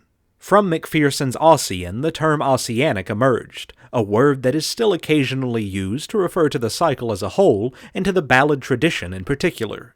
Prose material was also extensively cultivated and includes the Middle Irish texts Tóch Mar Gaiba and Mac Fimrada Find, the later Fís Tí Conin, and the very well-known Toriacht Dimada Agus Gerain, a classic example of the love triangle. The central text in Faniac tradition, however, is Alcum na Sinarach, the Colloquy of the Ancients, recently translated by Dooley and Rowe. This long tale that focuses, inter alia, on the accommodation reached between the native and Christian traditions features the encounters between St. Patrick and the last surviving Fenian warriors, most notably Cafit. In this framed tale, the journey of saint and warrior around 5th century Ireland is recounted, and the different moral codes of the Tan and the Church are compared, contrasted, and ultimately harmonized. It is a veritable treasure trove of Faniac material, described by Murphy as a reservoir into which a brilliant late 12th century innovator had diverted several streams of tradition which previously had normally flowed in separate channels. The single largest medieval Irish text, it was written in approximately 1200 in prose interspersed with poetry, the prosametrum form so favored in Irish tradition. The human and mythic characteristics of Finn mac Cumaill are very fully documented in Faniac's tradition. These range from comparisons with Lugh with the Welsh Gwyn ap Nudd, to Finn's role of seer in the early literature, to the magical and supernatural environment that surrounds Finn, his Tan, and his family in the later material. His attractiveness to an audience is ensured, however, by his continual presentation as a character with all too human qualities and failings. We see him as an unsympathetic and isolated youth, a successful and a spurned lover, a wise and learned poet, a jealous and embittered old man, and a strong and vigorous hunter-warrior. Thus, he reflects many aspects of the human condition. The complexity of character, coupled with repeated evocation of the beauties of nature, the clever use of Dinchinchus, place-name lore, and the recurring presence of magic and the supernatural have combined to place Faniac at the very heart of Irish culture, as is still the case in the modern folk tradition. The coming of Finn. And now we tell how Finn came to the captaincy of the Fianna of Éireann. At this time, Ireland was ruled by one of the mightiest of her native kings, Conn, son of Phelemy, who was surnamed Conn of the 100 Battles. And Conn sat in his great banqueting hall at Tara, while the yearly assembly of the lords and princes of the Gael went forward, daring which it was the inviolable law that no quarrel should be raised and no weapon drawn, so that every man who had a right to come to that assembly might come there and sit next to his deadliest foe in peace. Below him sat at meat the provincial kings and the chiefs of clans, and the high kings, officers, and fighting men of the Fianna, with Goll and the sons of Morna at their head. And there too sat modestly a strange youth, tall and fair, whom no one had seen in that place before. Conn marked him with the eye of a king that is accustomed to mark men, and by he sent him a horn full of wine from his own table, and bade the youth to declare his name and lineage. "I am Finn, son of Cumaill," said the youth, standing among them, tall as a warrior's spear, and a start and a low murmur ran through the assembly, while the captains of the Fianna stared upon him like the men who see a vision of the dead. "What seek you here?" said Conn, and Finn replied, "To be your man, O king, and to do your service in war as my father did." "It is well," said the king. Thou art a friend's son, and the son of a man of trust. So Finn put his hand in the king's, and swore fealty and service to him, and Conn set him beside his own son Art, and all fell to talking again, and wondering what new things that day would bring forth, and the feasting went merrily forward. Now, at this time, the people of the royal burg of Tara were sorely affected by a goblin of the fairy folk, who was wanting to approach the place at nightfall, there to work what harm to man or beast or dwelling that he found in his evil mind to do. And he could not be resisted, for as he came he played on a magic harp a strain so keen and sweet that each man who heard it must needs stand entranced and motionless until the fairy music had passed away. The king proclaimed a mighty reward to any man who could save Tara from the goblin, and Finn thought in his heart, I am the man to do that. So he said to the king, Shall I have my rightful heritage as captain of the Fianna of Erin if I slay the goblin? Conn said, I promise thee that, and he bound himself by the sureties of all the provincial kings of Ireland, and of the druid Kithro and his magicians. Now there was among the following of Conn a man named Fiacha, who had been as a youth a trusty friend and follower of Cumhaill. He came to Finn and brought with him a spear having a head of dark bronze with glittering edges, and fastened with 30 rivets of Arabian gold, and the spear head was laced up within a leathern case. By this weapon of enchantment, said Fiacha, you shall overcome the enchanter, and he taught Finn what to do with it when the hour of need should come. So Finn took the spear, and left the strings of the case loose, and he paced with it towards nightfall around the ramparts of royal Tara. And when he had once made the circuit of the rampart, and the light had now almost quite faded from the summer sky, and the wide, low plains around the hill of Tara were a sea of white mist, he heard far off in the deepening gloom the first notes of the fairy harp. Never had such music been made by mortal hand, for it had in it sorrows that man had never felt, and joys for which man had no name. And it seemed as if a man listening to that music might burst from time into eternity, and be as one of the immortals for evermore. And Finn listened, amazed and rapt, till at last as the triumphant melody grew nearer and louder, he saw dimly a shadow shape playing, as it were, on a harp, and coming swiftly towards him. Then, with a mighty effort, he roused himself from dreams, and tore the cover from the spearhead and laid the metal to his brow. And the demonic energy that had been beaten into the blade by the hammers of unearthly craftsmen in ancient days thrilled through him and made him fighting mad, and he rushed forward, shouting his battle cry and swinging the spear aloft.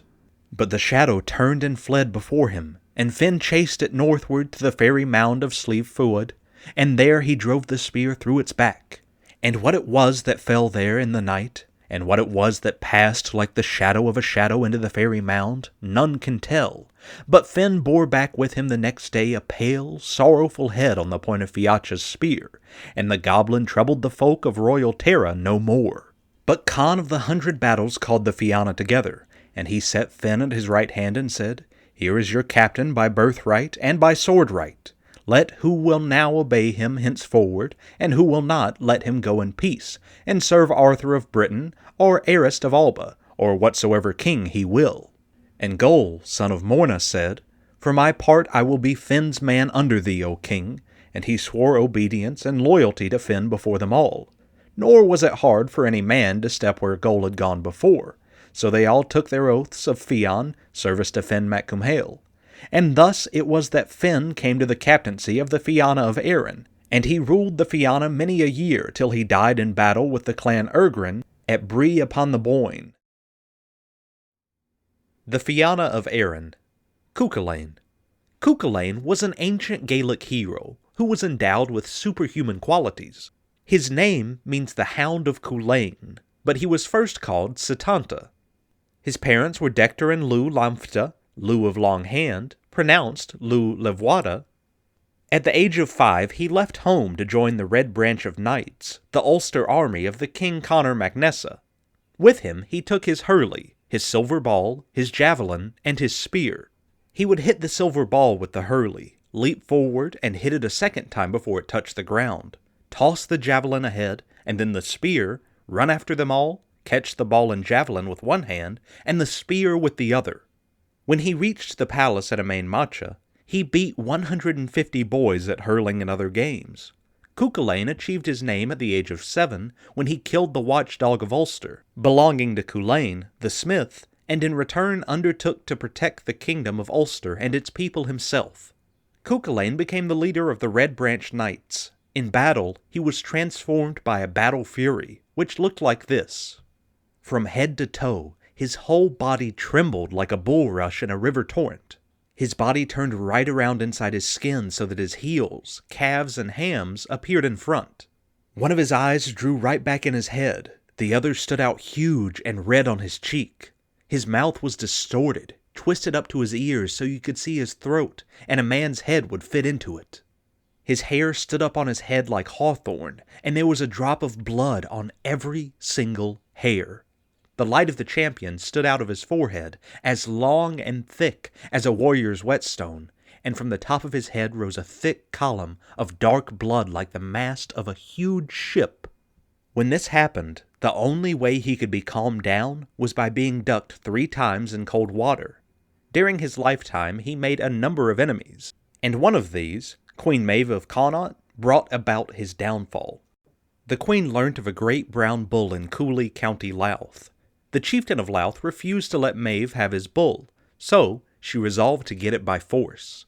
Secretly, she promised her beautiful daughter in marriage to every leader in her army, and so secured the help of every warrior outside Ulster. The army marched to Kells on the Ulster border and pitched their camp. Maeve sought an interview with the Ulsterman, and, amazed to find him a mere boy, offered him gold and great rewards if he would desist. Cuchulainn refused, but Maeve secured his agreements to fight one of her heroes each day at the ford that lay between, reckoning that this was better than losing 100 every night to Cuchulainn's sling. Day after day Cuchulainn fought Maeve's warriors, overcoming Morrigu, the water goddess, during his fight with the hero Loic, who he still managed to wound mortally. After more such combats and deceitful ploys by Maeve, Cuchulainn mounted his war chariot and hurled himself against the men of Erin. Maeve, with her forces sorely depleted, resorted once again to single combat. She finally forced Cuchulainn's foster brother, Ferdia, to face the Ulsterman, by threatening him with the spells of her druids. After a great fight, in which Ferdia almost proved a match for him, Cuchulainn, badly wounded, emerged as the tragic victor. While he recovered from his wounds, the men of Ulster began to collect themselves, and the 2 armies faced each other on the plains of Meath. While this great battle was raging, Maeve managed to capture the brown bull of Cooley, which she sent back to Connaught under escort. Eventually, through the intervention of Cuchulainn, the Ulster army defeated Maeve's followers, and they fled back to Cruachan, from whence they had originally set out. Cuchulainn lived on after his incredible feats of prowess, but not for long. Maeve, having bided her time, once again brought an army together to seek revenge. She had no trouble in assembling a great number of warriors, because there was scarcely one who had not a relative slain by the Ulster hero, but it was only by magic that Cuchulainn was eventually pierced by his own spear. With great difficulty, holding his entrails, Cuchulainn tied himself to a big rock by a lake, because as a Gaelic hero, he did not wish to die either sitting or lying. It was standing that he wished to meet his death. His faithful horse protected him as he died, and it was only with a raven alighted on his shoulder that his enemies knew he was dead. The Fianna of Erin. Fiann has a number of definitions, with the most common being foot soldier. Indeed, a distinguishing feature of the Fianna is that they almost always fought on foot. The main function of the Fianna was to maintain and uphold the principles of justice and order within Ireland. The organization was a very honorable institution, and considered essential to the welfare of the community at that time. From Samhain, the greatest Celtic festival which celebrated the start of the year and was celebrated on October 31st, to Beltane, which signals the start of summer and was celebrated on May 1st, they were found among the people, whilst in the summer half of the year they engaged in hunting to support themselves. Their method of cooking their catches is well known to primitive. A hole was dug into the ground, inside of which red-hot stones were placed. On top of this was placed venison-wrapped ensage. This was all covered over, and in time the meat was done to a turn. In both seasons they were expected to police the countryside. In order for a man to join the Fianna, he had to meet certain criteria. He had to be versed in the 12 books of poetry, be a man of culture, and pass the number of initiation tests. At the start of the first initiation test, the man had to stand in a pit dug out to knee depth for him to stand in. His defensive weapons were a shield and a hazel rod. These were used to deflect the spears cast by 9 men from a distance of 9 ridges. These spears were cast simultaneously at the prospective warrior, and if he failed to deflect these weapons, then he was rejected. The second test consisted of a chase through the forest, pursued by armed men. The candidate was to avoid being caught or harmed in any way by the armed men. Indeed, if he had a lock of his braided hair loosened, or if he had broken a branch on the forest floor in his hasty flight, he was rejected. After all that, his hands could not be seen to be shaking at all at the end, or he would have failed. On top of this, the man was obliged to jump over a branch his own head height and stoop below a branch his own knee height, and also be able to run at full speed whilst taking a thorn from his foot at the same time, without breaking his stride. All these tasks seem nigh impossible to achieve, yet they illustrate perfectly the idealistic nature of this group of legends. Finn McCool and the Salmon of Knowledge. Finn McCool was the leader of the aforementioned warriors. Although Finn was not the strongest warrior, he was the wisest, kindest, and most trusted of them all. Finn was a true leader of his people, a poet and magician, the pinnacle of achievement for a Celtic warrior. Finn's father, Cumhal, was the leader of the Bycene clan.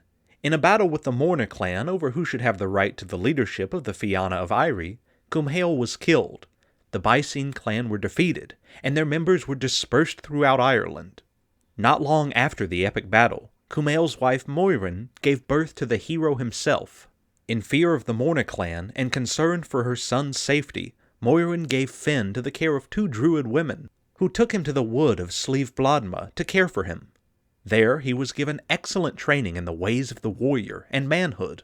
A couple of the exercises deemed to be constructive by the women were to throw him into a lake to teach him how to swim, and to put him in on a closed-off field with some hares. They told him to always keep ahead of the hares, no matter what, until the day was over.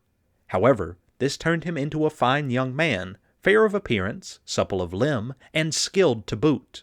So, after spending some time with a troop of poets being taught the way of words, he was put out on his own and went to seek his living in the service of a king. Eventually, he came to the king who had taken his mother for his wife, and fine service he gave.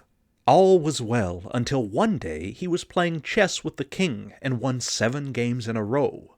It was then that the king questioned this fine young man's origins and discovered that he was the son of Cumhal. This displeased him greatly, and Finn, who was then called Damon to conceal his lineage, was asked to leave. He then decided to go into Connaught to seek his father's brother, Crimal. He was on his way there when a magical meeting took place. He came across a woman crying tears of blood. Finn asked her why she cried so, and the woman answered that her only son had just been killed by a champion. Finn vowed that after seeing such a sight that he would follow the champion and slay him. Such sorrow he had not seen before. So he killed the man, and it was the same man who had given his father his first wound in the battle that was to be his last. The champion had on his person a treasure bag made of crane skin that had previously belonged to Finn's father. The bag was full of magical items that could only be used at full tide. The original owners of the bag were Manon and MacLear, god of the sea, and Lugh of the Long Hand, god of the sun. It was a precious find, making another stage in the boy's oncoming adulthood. Finn found Crimal, now an old man, living in a lonely place with some of the other men of the Fianna. They exchanged stories and conversation, and it was here that Finn left the crane-skin bag. Finn then went on to learn wisdom and poetry from a man named Finnegas who lived by the river Boyne.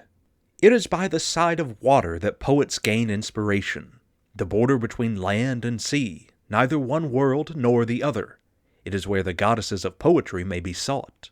For 7 years Finnegas had watched for the white red-speckled salmon of knowledge. For in eating this fish a man may have all knowledge. At last the fish did arrive, and Finnegas, rejoicing, gave the fish to Finn to roast, but told him not to eat any of it. However, during the cooking of the salmon, Finn noticed a blister appearing on its skin, and put his thumb onto it to make it disappear. Needless to say, Finn's thumb got badly burnt, and he thrust it into his mouth and onto his wisdom tooth. The boy then gave Finnegas the fish, and after looking at it for a while, he said to Finn, "What is your name, boy?" "It is Damon," Finn replied. "No, it's not," said Finnegas. "It is Finn, that is your name, and the prophecy that someone named Finn will gain the knowledge from the salmon has been fulfilled." The boy then confessed to having inadvertently tasted the fish. From that time on, Finn had the knowledge from the nuts of the 9 hazels that grew beneath the sea. This is how the boy then fulfilled his destiny and became the man who would be leader of the Fianna of Ire. The Seal People, Selkies. Seal people are said to be cursed with a constant longing for what they do not have. When they are swimming in the water as seals, they yearn to be on land, and when they walk on 2 legs as a human, they long to be in the sea. They can transform from one creature to another by shedding their seal skin, and alternatively, putting it on again. Neil MacCodrum. There is one ancient Celtic story featuring Neil MacCodrum, a Scottish fisherman. He was traveling along the coast when he spotted a group of nude women dancing under the moon. When he stepped on a piece of driftwood, he alerted his presence to the women, who ran over to a pile of furs, slipped them on, and dove into the sea. However, Neil MacCodrum was able to grab the last sister's seal skin before she could put it on. Although she pleaded with him to give it back to her, Neil knew about Selkies from the old tales, and he refused. He hid her seal skin, and the woman was forced to stay with him and become his wife.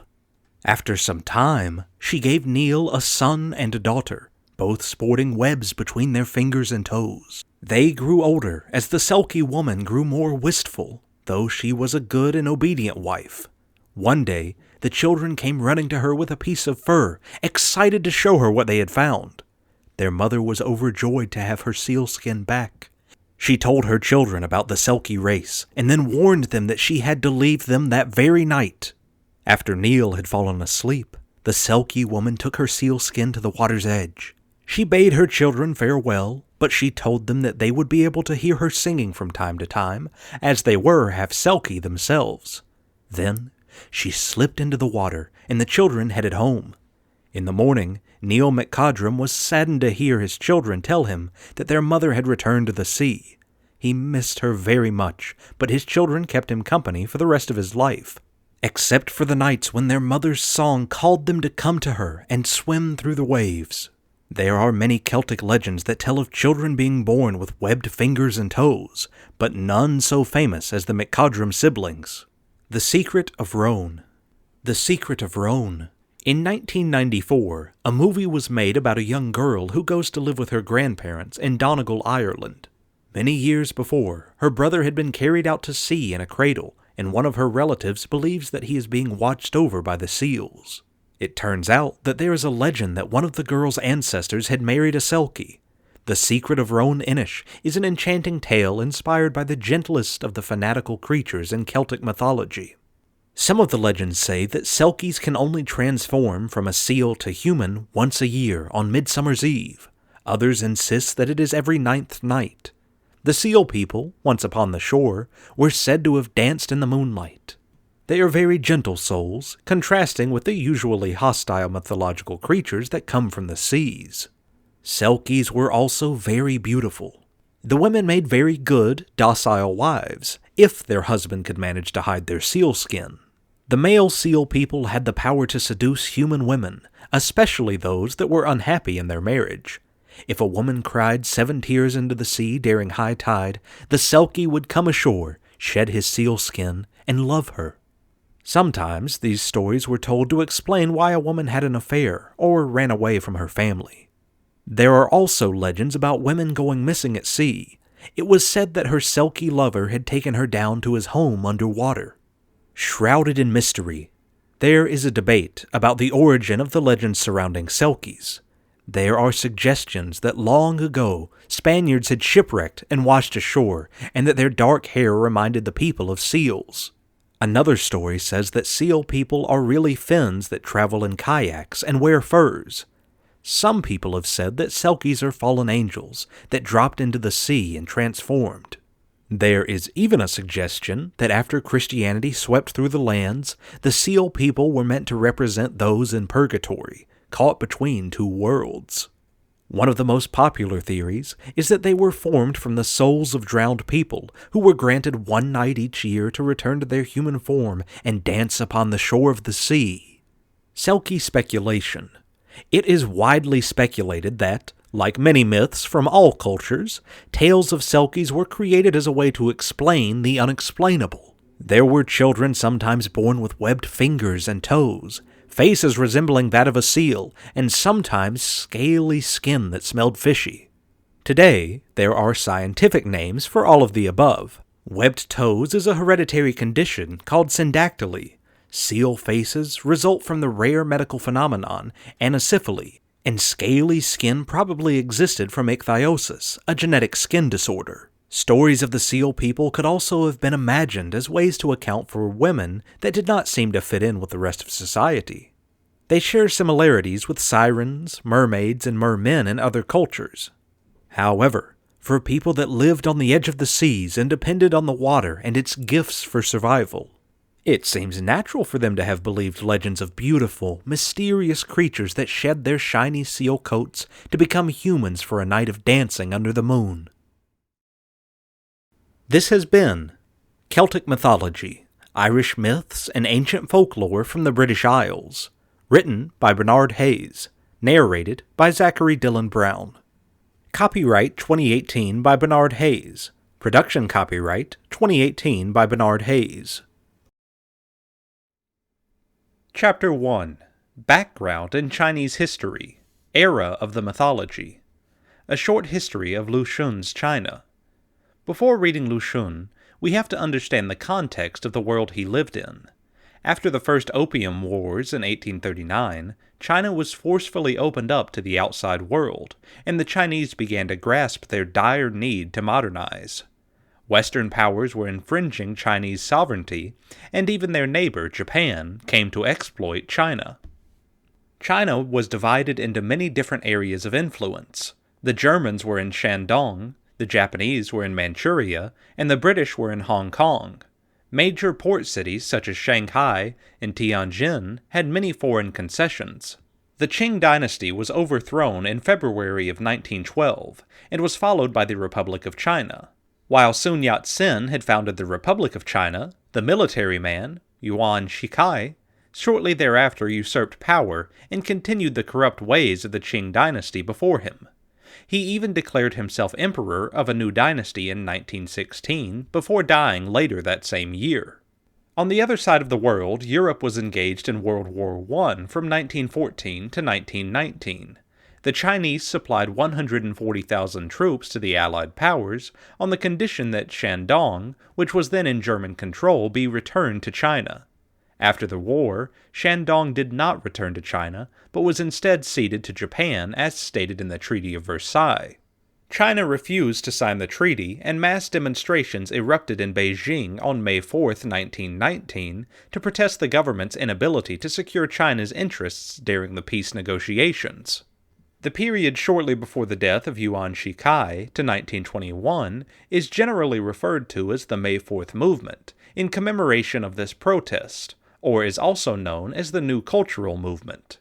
During this time in China, Lu Xun began to write his short stories, in the hope to inject the Chinese people with a new spirit. Lu Xun writes in the preface to Neihan, "The most important thing, therefore, was to change the Chinese, spirit. And since at that time I felt that literature was the best means to this end, I determined to promote a literary movement." During the New Cultural Movement, Lu Xun's writing began to influence Chinese thought. His friends were editing a magazine called The New Youth, and asked Lu Xun to write for them. His first story, A Madam's Diary, was published in The New Youth in 1918, and ever since Lu Xun became a major voice in this movement that was looking to define China's future. History behind his stories. The audience of Lu Xun's stories was the population of China during these tumultuous times in Chinese history. Many of his stories refer to backward traditions or to current events of the time. Without an understanding of some of these historical references, much of Lu Xun's humor can be lost, and the stories lose much of their meaning. However, with a historical introduction, his stories became fascinating and lend insight into Chinese thought during those times. Let's explore two of Lu Xun's more famous short stories, Medicine and Kong Yiji. Medicine. Medicine starts off dark and mysterious, with the father heading out in the early morning with a big chunk of silver in his pocket. The father returns home with a red mantou wrapped in paper for his lantern. He spent his family savings on this mantou, which they heat up to give to their sick son. Their son is coughing madly, and they are hoping to give him this mantou to cure his tuberculosis. The secret ingredient of this expensive object is the blood that it is stuffed with. The blood is from a young revolutionary who was just executed that morning. The revolutionary was exposed by his own family member who pocketed a nice reward. As we know, human blood will not cure tuberculosis, but according to some Chinese myths, human blood was the for sure cure. As this family was desperate to save their only son, they took the risk and tried to save their son. Their son dies, the young revolutionary has been killed, and the family's savings are in the hands of some shady people. Lu Xun's stories become especially poignant because of their relation to current events in China. The revolutionary in the story refers to the real anti-Qing revolutionary Qiu Jin, 1879 through 1907. Her older cousin, Xu Silin, led a failed uprising against the Qing Empire in July 1907 by assassinating the provincial governor of Anhui Province, hoping to trigger a wider rebellion. After Xu Xulin's capture and execution, Qiu Jin, who was planning a coordinated attack in Zhejiang Province, was arrested at her school, tortured, and then decapitated in her hometown, Shaoxing, a few days later. The father in the story buys a mantou filled with the blood of Qiu Jin. Lu Xun's father also died of tuberculosis, and as Lu Xun's family was well off, they were able to spend a small fortune treating his illness. Lu Xun's father also went to a famous traditional Chinese doctor in search of his cure, as Lu Xun describes in the preface to Neihan about his youth. For more than 4 years I used to go, almost daily, to a pawnbroker's and to a medicine shop, to hand clothes and trinkets up to a counter twice my height, take the money proffered with contempt, then go to the counter the same height as I to buy medicine for my father who has been long ill. Lu Xun actually studied modern medicine in Japan before turning to literature. He saw traditional Chinese medicine as a scam, and used by swindlers to extract money from grieving family members. With today's emphasis on traditional Chinese medicine in the West, I find it ironic how anti-traditional Chinese medicine Lu Xun is. Kong Yiji. Another personal favorite of Lu Xun's stories is Kong Yiji. The main character of the story is called Kong Yiji, and hence the title. He's a scholar who never passes the imperial examination. Passing the imperial examination in China was the criterion for becoming a government official in imperial China. Young boys of well-off families would spend years learning the Chinese classics in preparation for the exam. Since learning the classics is of little practical value, they would hope to pass and become a government official. If they never passed, they were doomed to be quite useless, or having to learn a new set of skills from scratch. Kong Yiji is an example of a recurrent failure of the exam. He's lazy, and likes to drink, so he doesn't do much to make a living. He occasionally copies classics for extra money, but finds it easier to steal instead. One of Lu Xun's classic lines is, "Taking a book can't be considered stealing. It's taking a book." This line is difficult to translate because Kong Yiji is playing with two different characters that essentially mean to steal. The first character is used frequently in literature, and given Kong Yiji's scholarly background, this is the word he prefers. The second character is commonly used in spoken Chinese.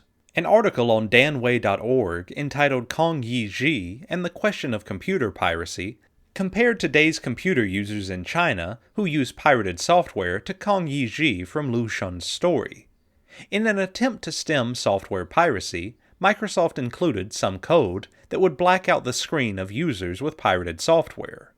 Just as Kong Yiji insisted he was not stealing, many people in China fought back and stood up to self-righteously defend their own actions, though they were surely wrong.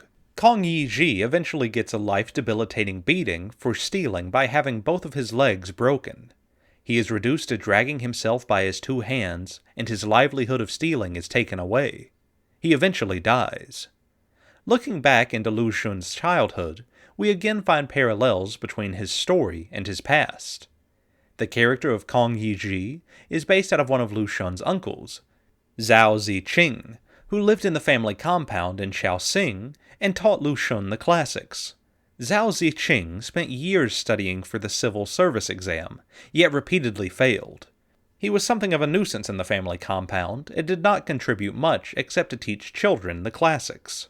Lu Xun's uncle and Kong Yi-ji highlight one of the flaws in the civil service exam in feudal China.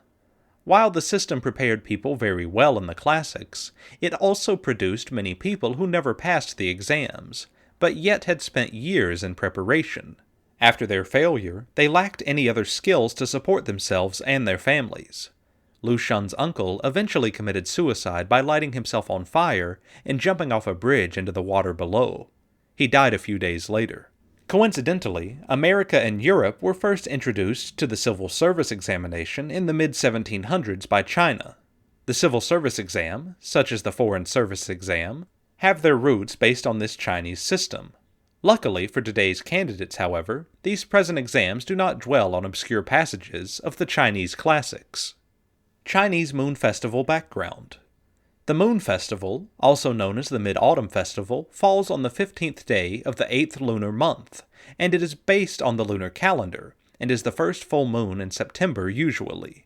In 2008, it falls on September 14th. It is in the middle of autumn and is a harvest festival, with wheat traditionally being harvested in the north and rice in the south of China. It's the Chinese equivalent of Thanksgiving. In rural China, the Moon Festival celebrates a bountiful harvest, as the first Thanksgiving did for the pilgrims. Legend of the Moon Festival. Lady Chang'er. The legend of Lady Chang'er, daughter of the river god, dates back to around 2170 BC. Her husband, Huyi, shoots down the 9 extra suns that were threatening the earth, and as his reward he was given an elixir of life by the Yellow Emperor. Unfortunately, he became a tyrant, and Lady Chang'er, to her their people, drank the potion in one story, another it's a pill, and another a magic peach. Another version has her wanting to be immortal too, and stealing the pill of the elixir of life. After eating it, she floats up to the moon and coughed up the pill which created the Jade Rabbit, also known as the White Rabbit and Moon Hare. The Jade Rabbit has ever since tried to make the immortality potion. Huyi became the god of the sun, and is allowed once each month on the full moon to visit his wife. And on this day legend says the moon shines brightest because of their love. The Moon Festival was also a time traditionally for family gatherings and reading moon poetry. Many people looking at the moon see a rabbit on the moon.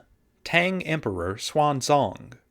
Another legend is the Tang Emperor Xuanzong had the help of a Taoist priest who threw up his walking stick that created a bridge to the moon. The emperor followed the priest up the bridge and entered the Moon Palace, where he saw the Jade Rabbit attempting to make the elixir of life. The emperor saw moon maidens dancing and singing music, and on his return created a song and dance piece called Rainbow Petticoats and Feather Dresses. Wu Gang, the moon's woodcutter. Another legend is of Wu Gang, the moon's woodcutter. He tries again and again to cut down the moon's tree of immortality, that just magically heals after every cut of his.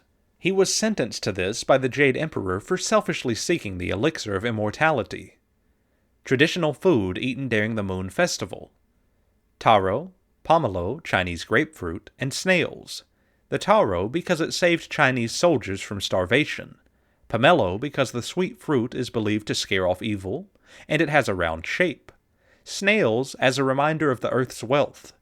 Dishes served should be 5, 7, or 9, because these are lucky yang numbers. Mooncakes. Mooncakes symbolize both longevity and good health. They are imprinted with the moon goddess, a grove, jade rabbit, or a toad. The centers can contain red bean paste, sweat, lotus seed paste, melon, dried fruits, coconut, pineapple, and often have an egg inside. In the 14th century, Messages were contained within the mooncakes for secret communication for a rebellion against the ruling Mongols. Yuan dynasty founded by Kublai Khan that replaces them with the Ming dynasty. Mooncakes are credited with the victory. Mooncake symbolizes. The yolk symbolizes the moon. Mooncakes are round like the moon. The circle, shape of the mooncake, is a symbol of harmony. The round shape also stands for family unity. The round shape symbolizes the circle of life, connects the past, present, and future, long life, and good health. Celebrating the Moon Festival. There are many moon festivals and concerts in the US and Canada that people go to. Mooncakes are sold by Chinese bakeries and given as gifts by business for consumption on the day of the Moon Festival. Moon poetry is also read under the full moon. Children used to buy different kinds of clay toys. I get asked a lot about Chinese astrology, not least because I've always intended to include it within my website, but haven't yet done so. There is a good reason for this, and it's the simple fact that Chinese astrology is complex, whilst web pages need to be simple and quickly assimilated. A single web page for Chinese astrology rapidly turns into several pages of fine details. It's also very different to Western astrology, using different points of reference, both astronomical and cultural. Most of us will be able to say, I'm a dragon, tiger, rat, etc., and have a broad idea of the very general characteristics of that sign, but few of us will have a clear understanding of their Chinese star signature and how it is determined. Here then, as we begin the year of the rabbit, metal yin, 78th cycle, or 79th depending on which calendar version you ascribe to, is a potted summary. Western astrology is based on a simple 12-month repeating cycle, the zodiac. Chinese astrology has a zodiac of 12 signs, the earthly branches, but is based on a 60-year cycle. The mechanics of this are simple enough. Chinese astrology developed in tandem with astronomy, which originally recognized 5 major planets: Mercury, Venus, Mars, Jupiter, and Saturn. Astrology ascribed key elements to these planets: water, Mercury, metal, Venus, fire, Mars, wood, Jupiter, Earth, Saturn. Each of the 12 signs spans a year. This was derived from the orbit of Jupiter, 11.86 years, and each sign comes in 5 elemental varieties. Example: water rat, metal rat, fire rat, wood rat, earth rat. 5 times 12 equals 60. Simple. To a degree, yes, but the 60-year cycle is also derived from 2 separate but interacting cycles. The earthly branches, as mentioned above, the 12 zodiac signs, rat, ox, tiger, rabbit, dragon, snake, horse, sheep, monkey, rooster, dog, and pig, and in that order, and the 10 heavenly stems. These are the 5 elements mentioned earlier, each in their yin and yang forms. 5 times 2 equals 10. As the 12 earthly branches, which give us the animal signs, is divisible by 2, each of the animal signs is either a yin year or a yang year, and this is referred to as the sign's polarity. Yin years end in odd numbers, yang years in even numbers. Whilst each animal sign is either yin or yang, rats are always yang, oxes are always yin, for example, this is tempered by the heavenly stem, which adds the element. From 0 to 9, the ordering is metal, metal, water, water, wood, wood, fire, fire, earth, earth, and yang and yin in that order. 0 metal yang, 1 metal yin, 2 water yang, 3 water yin, 4 wood yang, 5 wood yin, 6 fire yang, 7 fire yin, 8 earth yang, 9 earth yin. Thus, years ending in 0 are metal, yang years, years ending in 1 are metal, yin years.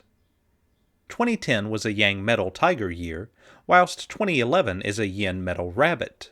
It won't be a metal tiger year again until 2060. In their true order, the cycle actually begins with metal rat, yang, and ends with earth pig, yin.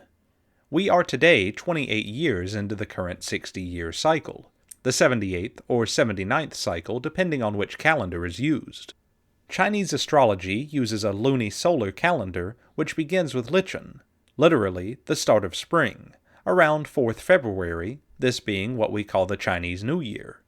It's necessary to bear in mind that someone born, for example, in January of 2011 is, for the purposes of Chinese astrology, born in a year that ends with a 0, i.e. metal tiger and not metal rabbit.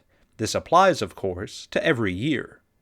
The 5 elements are of crucial importance in Chinese astrology, at least equal in importance to the animal sign, and the emphasis added by the yin or yang factors shows the importance of Trinity in Chinese astrology: earth, water, and the heavens. Those familiar with the I Ching will not be surprised to learn that the elements in Chinese astrology are seen as being transformative agents of change, or transformative energies, not unlike the I Ching's moving lines concept, but quite unlike Western astrology's elements, which are seen as building blocks. Just as you realize the importance of how different a metal tiger might be to a wood tiger or a water tiger, a further degree of complexity comes into the picture. Placing a person within the Chinese astrological system requires a calculation involving the birth day, the birth season or month, and the birth hour. In addition to the birth year, this means that a person's star signature in Chinese astrology is made up of 4 signs. 3 of these are the key elements for any person. 1. The year of birth relates to a person's family background and position in society, strongly linked with family ancestry, the grandparents, which is a cultural emphasis far more marked in Chinese society. As of today, February 4th, 2011, it's a metal rabbit year. Remember, the order of the sign, as given above, is rat, ox, tiger, rabbit, dragon, snake, horse, sheep, monkey, rooster, dog, pig. Next February then brings the year of the dragon. 2. The birth month or season. Note that months are different under the Chinese calendar. Determines the inner animal. This indicates childhood upbringing, a transformative influence on character and behavior manifested in adult life. Spring sees the tiger from February 4th to March 5th, the rabbit March 6th to April 4th, and the dragon from April 5th to May 4th. Summer sees the snake from May 5th to June 5th, the horse from June 6th to July 6th, and the sheep from July 7th to August 6th. Autumn brings the monkey from August 7th to September 7th, the rooster from September 8th to October 7th, the dog from October 8th to November 7th. Winter sees the pig from November 7th until 6th December, the rat December 7th to January 5th, and the ox from January 6th to February 3rd. 3. The hour of birth determines a person's secret animal, the true person within often only revealed under stress. 11 p.m. to 1 a.m., rat. 11 a.m. to 3 a.m., ox. 3 a.m. to 5 a.m., tiger. 5 a.m. to 7 a.m., rabbit. 7 a.m. to 9 a.m., dragon. 9 a.m. to 11 a.m., snake. 11 a.m. to 1 p.m., horse. 11 p.m. to 3 p.m., sheep. 3 p.m. to 5 p.m., monkey. 5 p.m. to 7 p.m., rooster. 7 p.m. to 9 p.m., dog. 9 p.m. to 11 p.m., pig. The day of birth also has some bearing. Each animal sign rules one day, but that works on the 5 elements times 12 sign basis, each elementary type of animal, and this makes a 60-day basis, and things do get complicated. This is more a feature of day-to-day horoscopic forecasting than birth charting, and it goes beyond the scope of this article. Intriguingly, though, just as the 2 astrologies seem to be at their most diverse, essential similarities become apparent. Western subjects often focus on the sun sign without considering the importance, significance, and contribution of the moon sign and the ascendant in the birth chart. Good Western astrology also breaks each sun sign down into 4 subsigns, and can be further focused for fine detail by looking at the actual day itself. Chinese astrology focuses on temperament and character, and the interplays and stresses between these two facets, the first being that of predisposition, inclination, and tendency, whilst the second being that of actual behavior, habits, and learned current disposition. It attempts to identify the natural, innate person, as opposed to the personality which has been mutated and transformed by life experience, to find nature before nurture, and to help us understand our lives by looking at them backwards, as Kierkegaard suggested, whilst living them forwards. Chapter 2. Chinese Dynasties. During the ancient Chinese dynasties, when a peasant subject found life too miserable or difficult, it was suggested in their culture that they should take their own life as a way to solve the problem. Occasionally, someone would use a different method, such as attacking leadership, although it was very rare, and when it did happen, the powers that be would ask the peasant why on earth they didn't just kill themselves. Of course, the individual would explain themselves, but they would in turn make that person look like they were crazy or lacked mental faculties. This was wise of the powers that be to do this because it prevented others from attacking them, as their peers would think that they were crazy. It was just one more form of control. Still, when people believe that there is no way out except to take their own lives, they often do choose suicide, even in our modern day. Consider, if you will, the recent global economic challenges that people have faced around the world. They don't see any end in sight to the hardships, and they are feeling monetarily stressed to the point of exhaustion. A painful economic recession, rising unemployment, and biting austerity measures may have already driven more than 1,000 people in Britain to commit suicide, according to a study published, along with another piece of evidence. A time trend analysis, which compared the actual number of suicides with those expected if pre-recession trends had continued, reflects findings elsewhere in Europe where suicides are also on the rise. We all know the other solution, which is probably no solution at all. It's called revolution and rebellion, and we witnessed that in the Arab Spring. We also saw amazing protests in Spain, Greece, and in other places, due to the economic crisis in Europe. We hope none of that happens in the United States, but it does appear the authorities are ready for it in case it does, as a recent article explains the DHS buying an unheard-of number of rounds of hollow-tipped bullets. Certainly, that is not hope and change that anyone can believe in, but it is a reality of what can happen. Interestingly enough, the suicide rate is up in the United States, along with many people who have no real reason to continue their lives. Without the will to live, people often succumb early to ailments they could have easily survived. This is quite unfortunate, but it is a reality of tough economic times.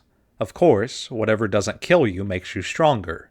But of course, if you feel trapped and unable to fix the situation, or there is too much authority, some people do choose the more typical option of past periods in the Chinese dynasties. In other societies, people choose the way of the Arab Spring. Perhaps it's time we had a more serious discussion on the realities of these challenges we face ahead due to the currently poor leadership and poor economic decision-making going on. Indeed, I hope you will please consider all this and think on it. China, one of the 4 oldest civilizations in the world, has a written history of 4,000 years. The cycle of long periods of political unity, the Han, Tang, Song, Ming, and Qing dynasties, each governed for 250 to 300 years, are interspersed by periods of political disunity. China has gone over and through a long history of primitive society, slavery society, feudal society, and semi-feudal, semi-colonial society, and the present socialist society. The territorial pressure and incursions from China's north by nomadic groups who are attracted by the wealth of the settled, agricultural civilization of China is a significant part of Chinese history. The most illustrative examples are those of the Mongols, who conquered China and established the Yuan dynasty, 1271 through 1368 AD, and the Manchu, who again conquered China and established the last feudal dynasty of China, Qing dynasty, which ruled China for 300 years, 1644 through 1911 AD.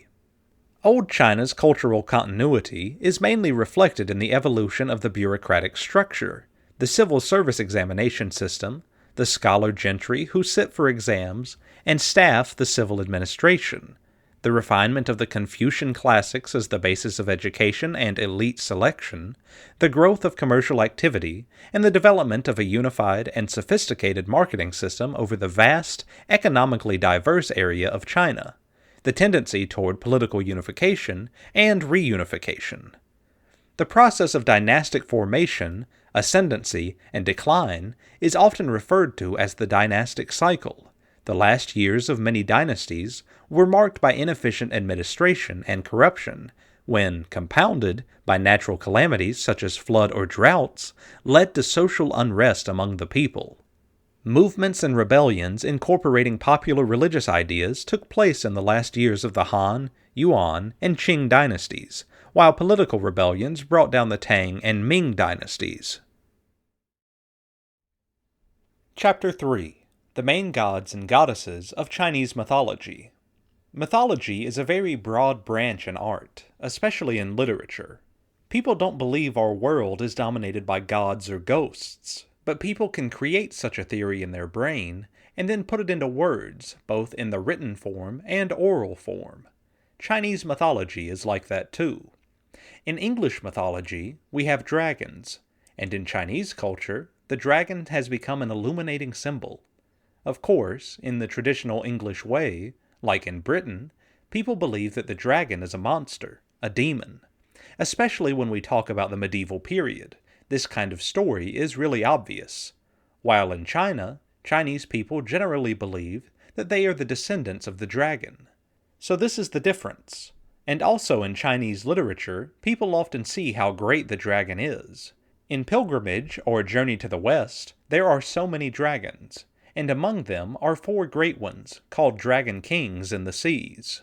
But don't think Chinese literature is just confined to the dragon, but has some other things that are similar to the English way.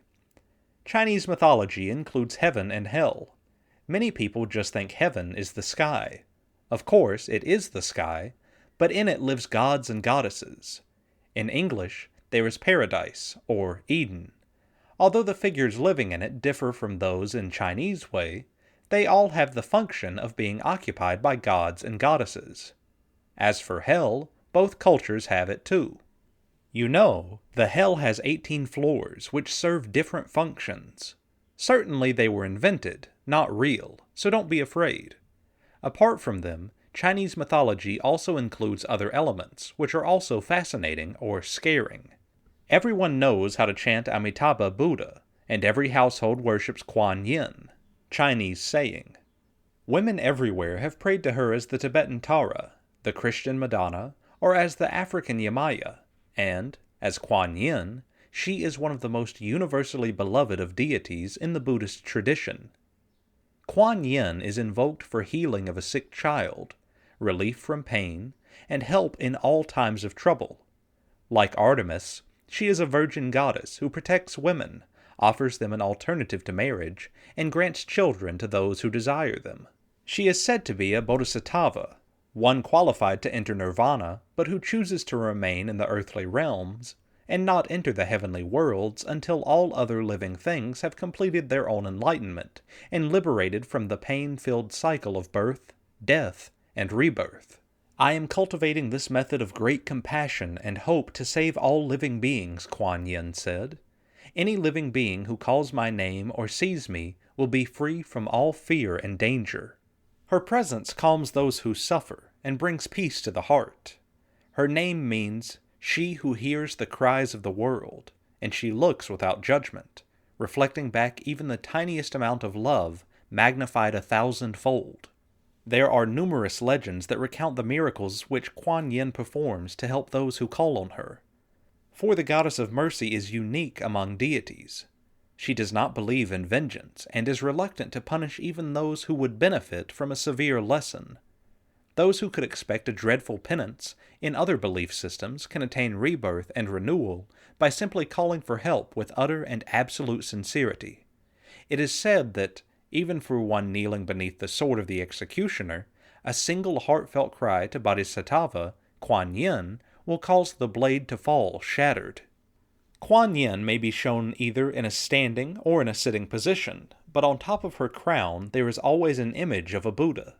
In her hand she may hold a willow branch, a vase with water, or a lotus flower. The willow branch is used to either heal the ill or to grant requests, and the water symbolizes cleansing, so that all living things are blessed with physical and spiritual peace. Her right hand often points downward, with the palm facing outward, the posture of granting a wish. In many images, she also carries the pearls of illumination. She holds a sheaf of ripe rice, or a bowl of rice seed to denote fertility, and the dragon, an ancient symbol for wisdom and strength, is associated with her. Dressed in flowing white robes, she is sometimes adorned with ornaments to denote her attainment as bodhisattva, or she is shown without them as a sign of great virtue. A popular form depicts her with 1,000 eyes and 1,000 hands. The 1,000 eyes let her see the suffering creatures in this world, and the 1,000 hands allow her to reach out to help them. The passion of Kuan Yin can transform us.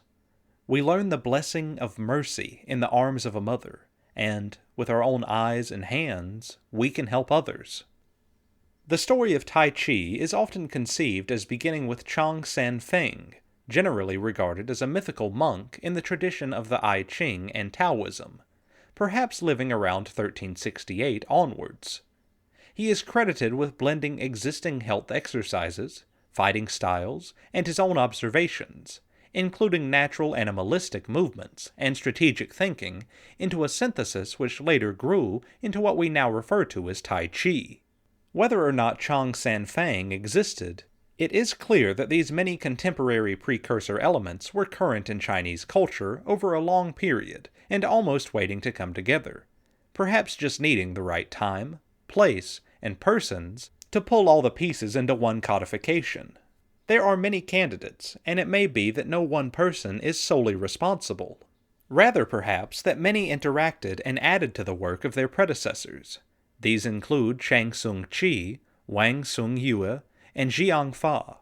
However, the historical record is clear that in the 1600s, a retired Chinese military officer named Chen Wangting, ninth-generation member of the Qin family, was the focal person who put the whole package together under the umbrella label of Tai Chi Chuan. At the time, the family already had a powerful marital reputation, and their own successful style, derived from the legendary Chen Bu first generation of the family, who lived in the late 1300s, and brought that style to Henan from Shanxi when the family moved there. Shanxi province is also the traditional origin of both Baguazhang and Xingji Chuan. This original family style may also have some relation to Shaolin, since the Qin village is apparently quite close to the Shaolin monastery. Chen Wangting is credited with the creation of a number of Tai Chi Chuan forms, which were then practiced by members of his family or village, who went on to develop what is now known as the Laojia form. The new Tai Chi style he created was integrated by Chen Wangting from the existing family style, with martial theories from the 36 postures described by General Qi Zhiguang in the Xuanxing Boxing Classics section of his military handbook, and the ideas from Jiang Fa, a skilled martial artist, prisoner, friend of Shen Wangting, into 5 routines of Tai Chi Chuan, plus 108 form long fist and cannon fist form. He is also credited with creating push hand drills and silk reeling, as well as emphasizing mental and physical relaxation, intention training, and balancing slow with fast moves and many other aspects. It seems that the work of Chen Wangting, and work by others that followed, was primarily focused on martial use, but incorporated many ideas and practices from the I Ching and Taoist thinking, as well as from traditional Chinese medicine, including health exercises from Dao Yin and from Qui Gong, together with much knowledge about the anatomy and vital points of the human body, and of course made use of the concepts of Qi and ideas of Qi flow. In a similar way, Tai Chi seems to have integrated Qin Na joint locks, apparently already ubiquitous in martial arts all around the world, but given new meaning in Tai Chi, which provides unique opportunities for both application and for generating power in use. This period is thought of as a time when personal and family defense were a high priority and brutality was common. Members of the Qin family, for example, are thought to have been involved in both trading in herbs and in guarding caravans and personnel. Consequently, it may be imagined that the practitioners of the time were interested in dealing with brutality as efficiently as possible, and taking Qin Wangting as an example, were already capable fighters looking for a better way of dealing with aggression. In addition, it seems also likely that many of the experienced fighters would be looking to continue their abilities into older age, and perhaps able to work from a perspective of experience in traditional Chinese medicine, thus giving rise to the twin faces of Tai Chi and Tai Chi Chuan, health and martial application. Equally, the Taoist lineage brought with it an intellectual approach to observing and thinking about the world both practically and philosophically, thus enabling a thoughtful way of approaching the development of a martial art. The martial health dichotomy is exemplified by the story of Yang style, derived from Yang Lushan, who was said to have learned Qin style covertly while living in the village in the early 1800s, but to have been accepted as a student when he demonstrated his ability against various family members. Yang Lushan was the first outsider to learn the original form of what we now know as Laojia, when he was taught by Shen Shangxing. He left the Qin village after many years of practice, and traveled around China taking on all comers and was unbeaten, thus earning the title Yang the Invincible, a very martial beginning for the family style. He eventually went to Beijing as tutor to the emperor's guard, and taught his Tai Chi Chuan to his family. It seems that his form diverged as it passed from him through his descendants, becoming focused on the health benefits via his grandson, Yang Chen Fu, who wished to spread the benefits of Tai Chi more widely in order to improve the health of the nation. This is the style most popularly known today. I have trained with Mei Li Yang, the granddaughter of Yang Chen Fu, in Hong Kong, and she still viewed Tai Chi practice as a martial art. Indeed, the form still retains many aspects that are of martial value, and it may be that Yang Chen Fu himself, and possibly some close students, continued to practice a more martial version of the form. Indeed, it was my own experience that it greatly added to the effectiveness and application of the karate which I also practiced at the time. However, it seems widely accepted that most Yang style today is practiced primarily for health, and it is clear that in the West at least, Tai Chi is seen in the mainstream culture as almost entirely health-related. So, from Yang Lushan to modern-day global Yang style, until recent years, the global Tai Chi style, we have seen a complete conversion in the space of around 200 years. There have been many Yang style spin-offs over time, one well-known being that of Chen Manqing, who initially trained under Yang Chen Fu, and then went to the USA, where his form became very popular for its softness. While this spreading and diverging of Yang-style Tai Chi was going on, around the Beijing focus, the original Qin style was itself undergoing change, notably by Qin Changxing, 14th generation, and teacher of Yang Luchan, who is also credited with codifying the old frame Laojia form. At the same time, Qin Yubin, also 14th generation, is credited with devising a new small frame form called Zhaojia. This was followed by 16th generation member Qin Xin, who wrote the first book on Qin style, illustrated explanations of Qin family Taiji Quan, based around the Zhaojia form, although not published until 1932. From a personal perspective, it is clear from even a cursory look through this book that Tai Chi was being studied in a huge depth of detail, and confirms the constant references back to the I Ching, also to Taoist ideas of how the world works, as well as the theory of Qi, which were clearly fundamental in developing the intellectual model that has driven the physical style. Then, at around the same time as Yang Chen Fu, in the period of the late 1800s, early 1900s, Qin Fake, 17th generation, also went from the Qin village to Beijing as an instructor, where he acquired a significant reputation as a fighter and developed what is now known as the Qin Xinjia form. Stemming from this, there are many other family derivatives of the Qin and Yang mix, including Wu style, Wu Hao style, and Sun style. These are generally considered the Big Five, and are all traceable through relatively few practitioners, who often knew, or were related and trained, with each other, or with a connected lineage bearer. Wu style derives from Kuan Yu, a leading student of Yang Luchan, and his son Yang Pan Hao, the Wu family style originating from Kuan Yu's son, Wu Jianquan. Old Wu Hao style derives from Wu Yusheng, 1812 to 1880, who also studied with Yang Luchan for many years, and then in the Qin village for 3 months, under Qin Qingping. His family style was derived from this experience, and is often referred to as Hao style, after the Hao Wei Sin, the second-generation successor. The first-generation successor, Li Yu, also went on to form his own style, now differentiated as Li style. Hao Wei Zhen went on to meet and pass on his Tai Chi to Sun Lu Tang, an experienced practitioner of Sin Ji, and many other martial styles. Sun Lu Tang was known as a proficient fighter who went on to produce his own Sun style of Tai Chi. I learned Sun style from Sun Lu Tang's daughter, Sun Jian Yun, at the Beijing People's University. She described her father in strong terms, and the form as primarily martial in intent. I was impressed by the compactness and obvious short-range application of Sun style.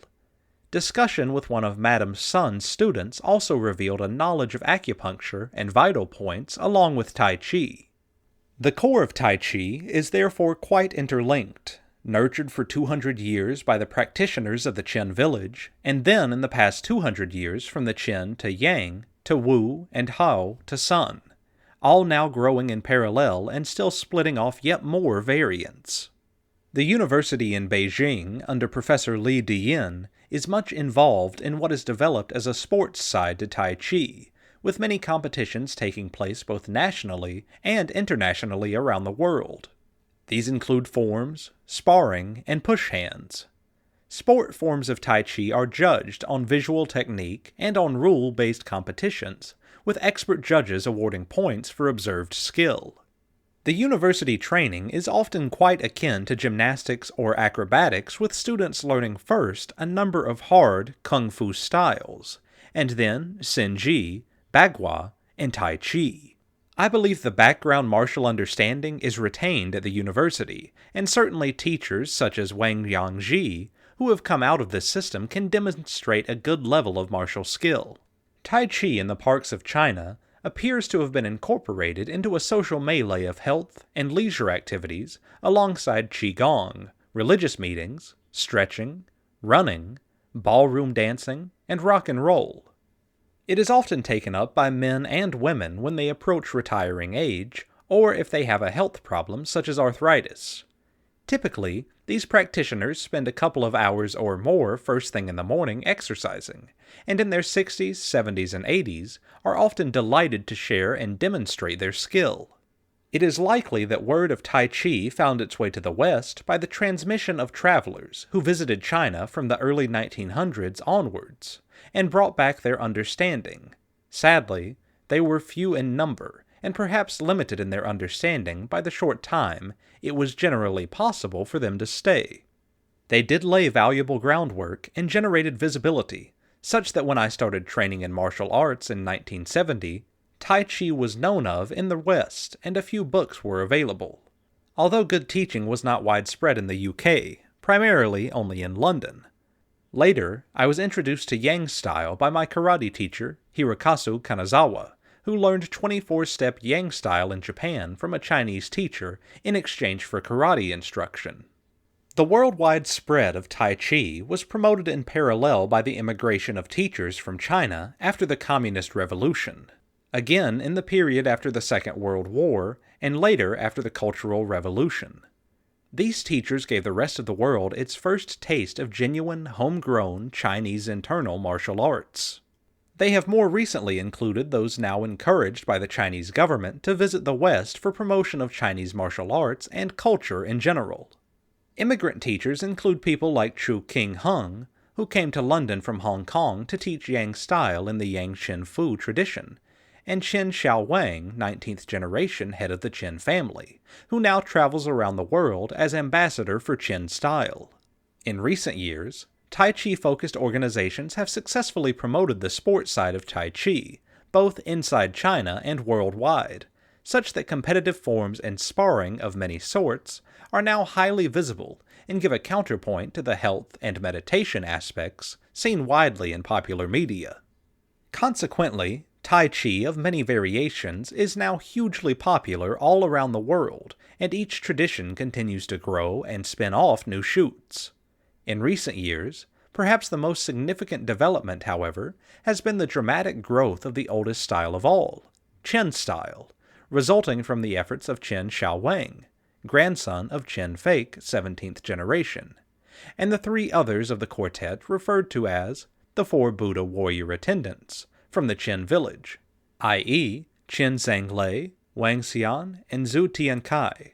Having so long nurtured the traditional martial root of Tai Chi Chuan, these Qin village teachers are giving us the opportunity to return to that root and fully appreciate the value of a style that, being true to its core values, still contains a full and balanced martial synthesis. These travelers and immigrant teachers have seeded the establishment of a Tai Chi culture in the West.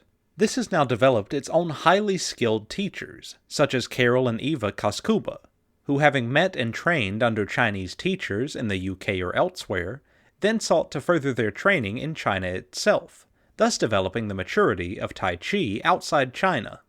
In the UK at least, Tai Chi now has quite a high profile as a brand, especially within the alternative health and leisure market, where it gained increasing popularity as a wrapper for stress reduction, health, mobility, exercise classes.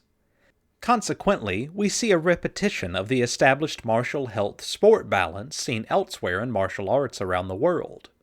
This blossoming of the martial art of Tai Chi, which once encompassed all of these facets in one discipline, is now becoming fragmented into many different aspects, each with its own adherents, lineage, and history, a reflection of the globalization process seen elsewhere. On reflection, we can see the history of Tai Chi as a historical way or path of development over time in the association of ideas derived from the early natural sciences and philosophical thinking with health and medical practices, coming together with the practical fighting styles, a cross-linking perhaps fueled by the needs of injured warriors to repair, and of healthy ones to strengthen their bodies and to enhance their abilities. These practical ideas, synthesized by a relatively few individuals over quite a short period of time, went beyond the straightforward external fighting styles into something more complex and sophisticated. Perhaps because many martial people were also intelligent thinkers. Also, perhaps because we can observe a historically common path from warrior to healer. The fighting style and the contributing health or philosophical etc. practices continue to be intimately intertwined. Indeed, it is sometimes difficult to differentiate between them.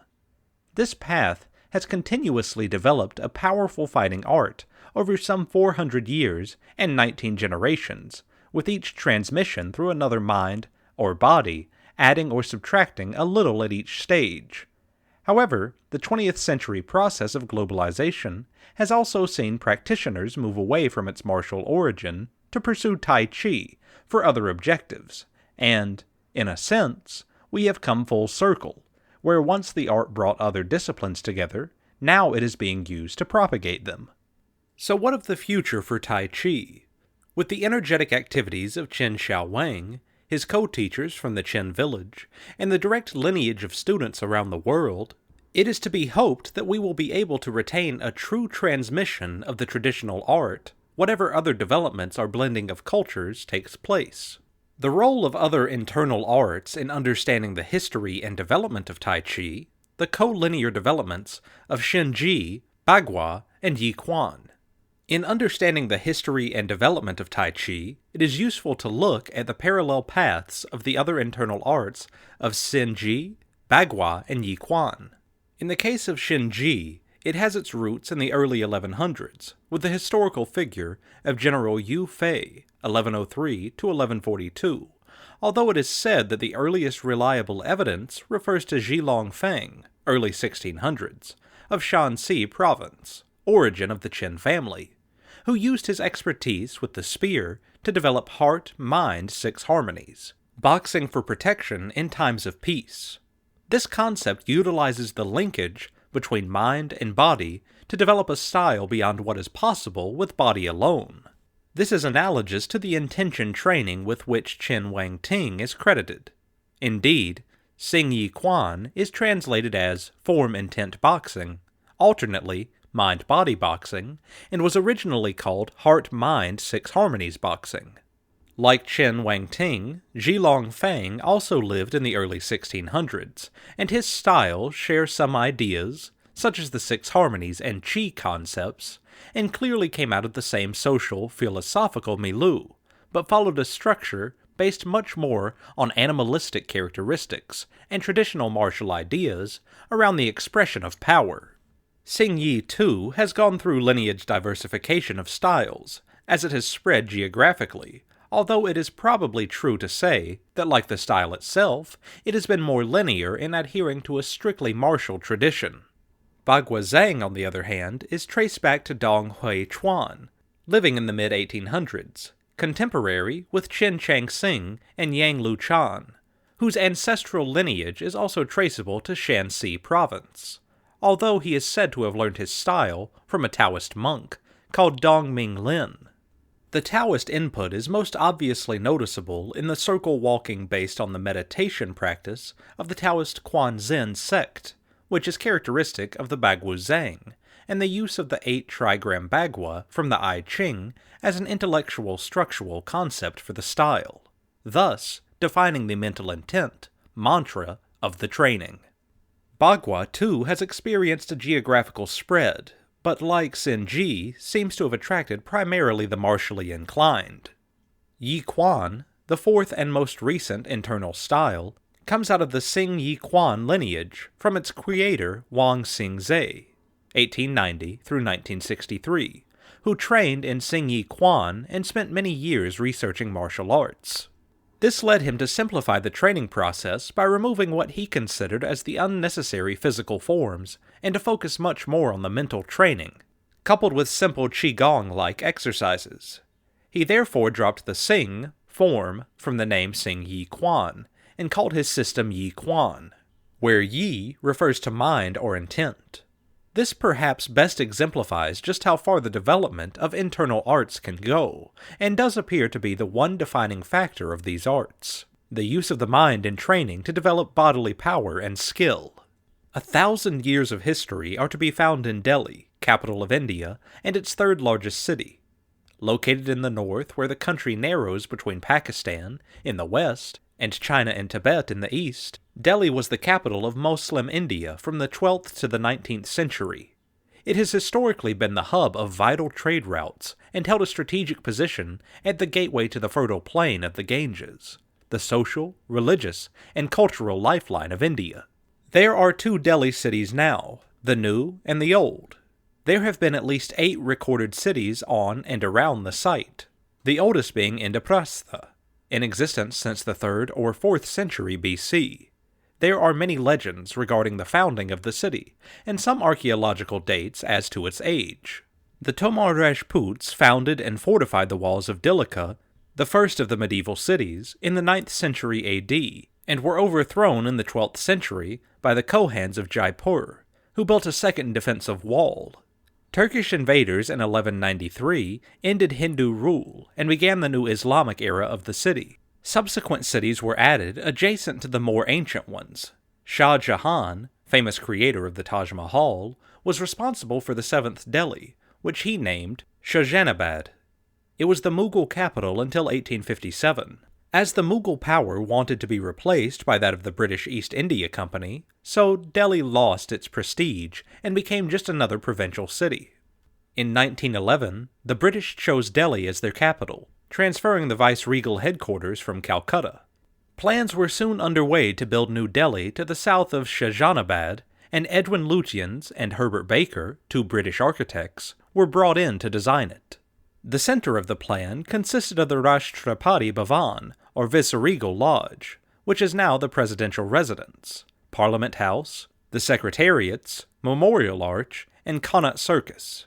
The city was designed in a mixture of European, Renaissance, and Oriental styles to provide a gracious garden setting for the colonial rulers, but after independence in 1947, the city began a surge of both horizontal and vertical growth, and now incorporates all the older cities, continuing to expand as the population increases.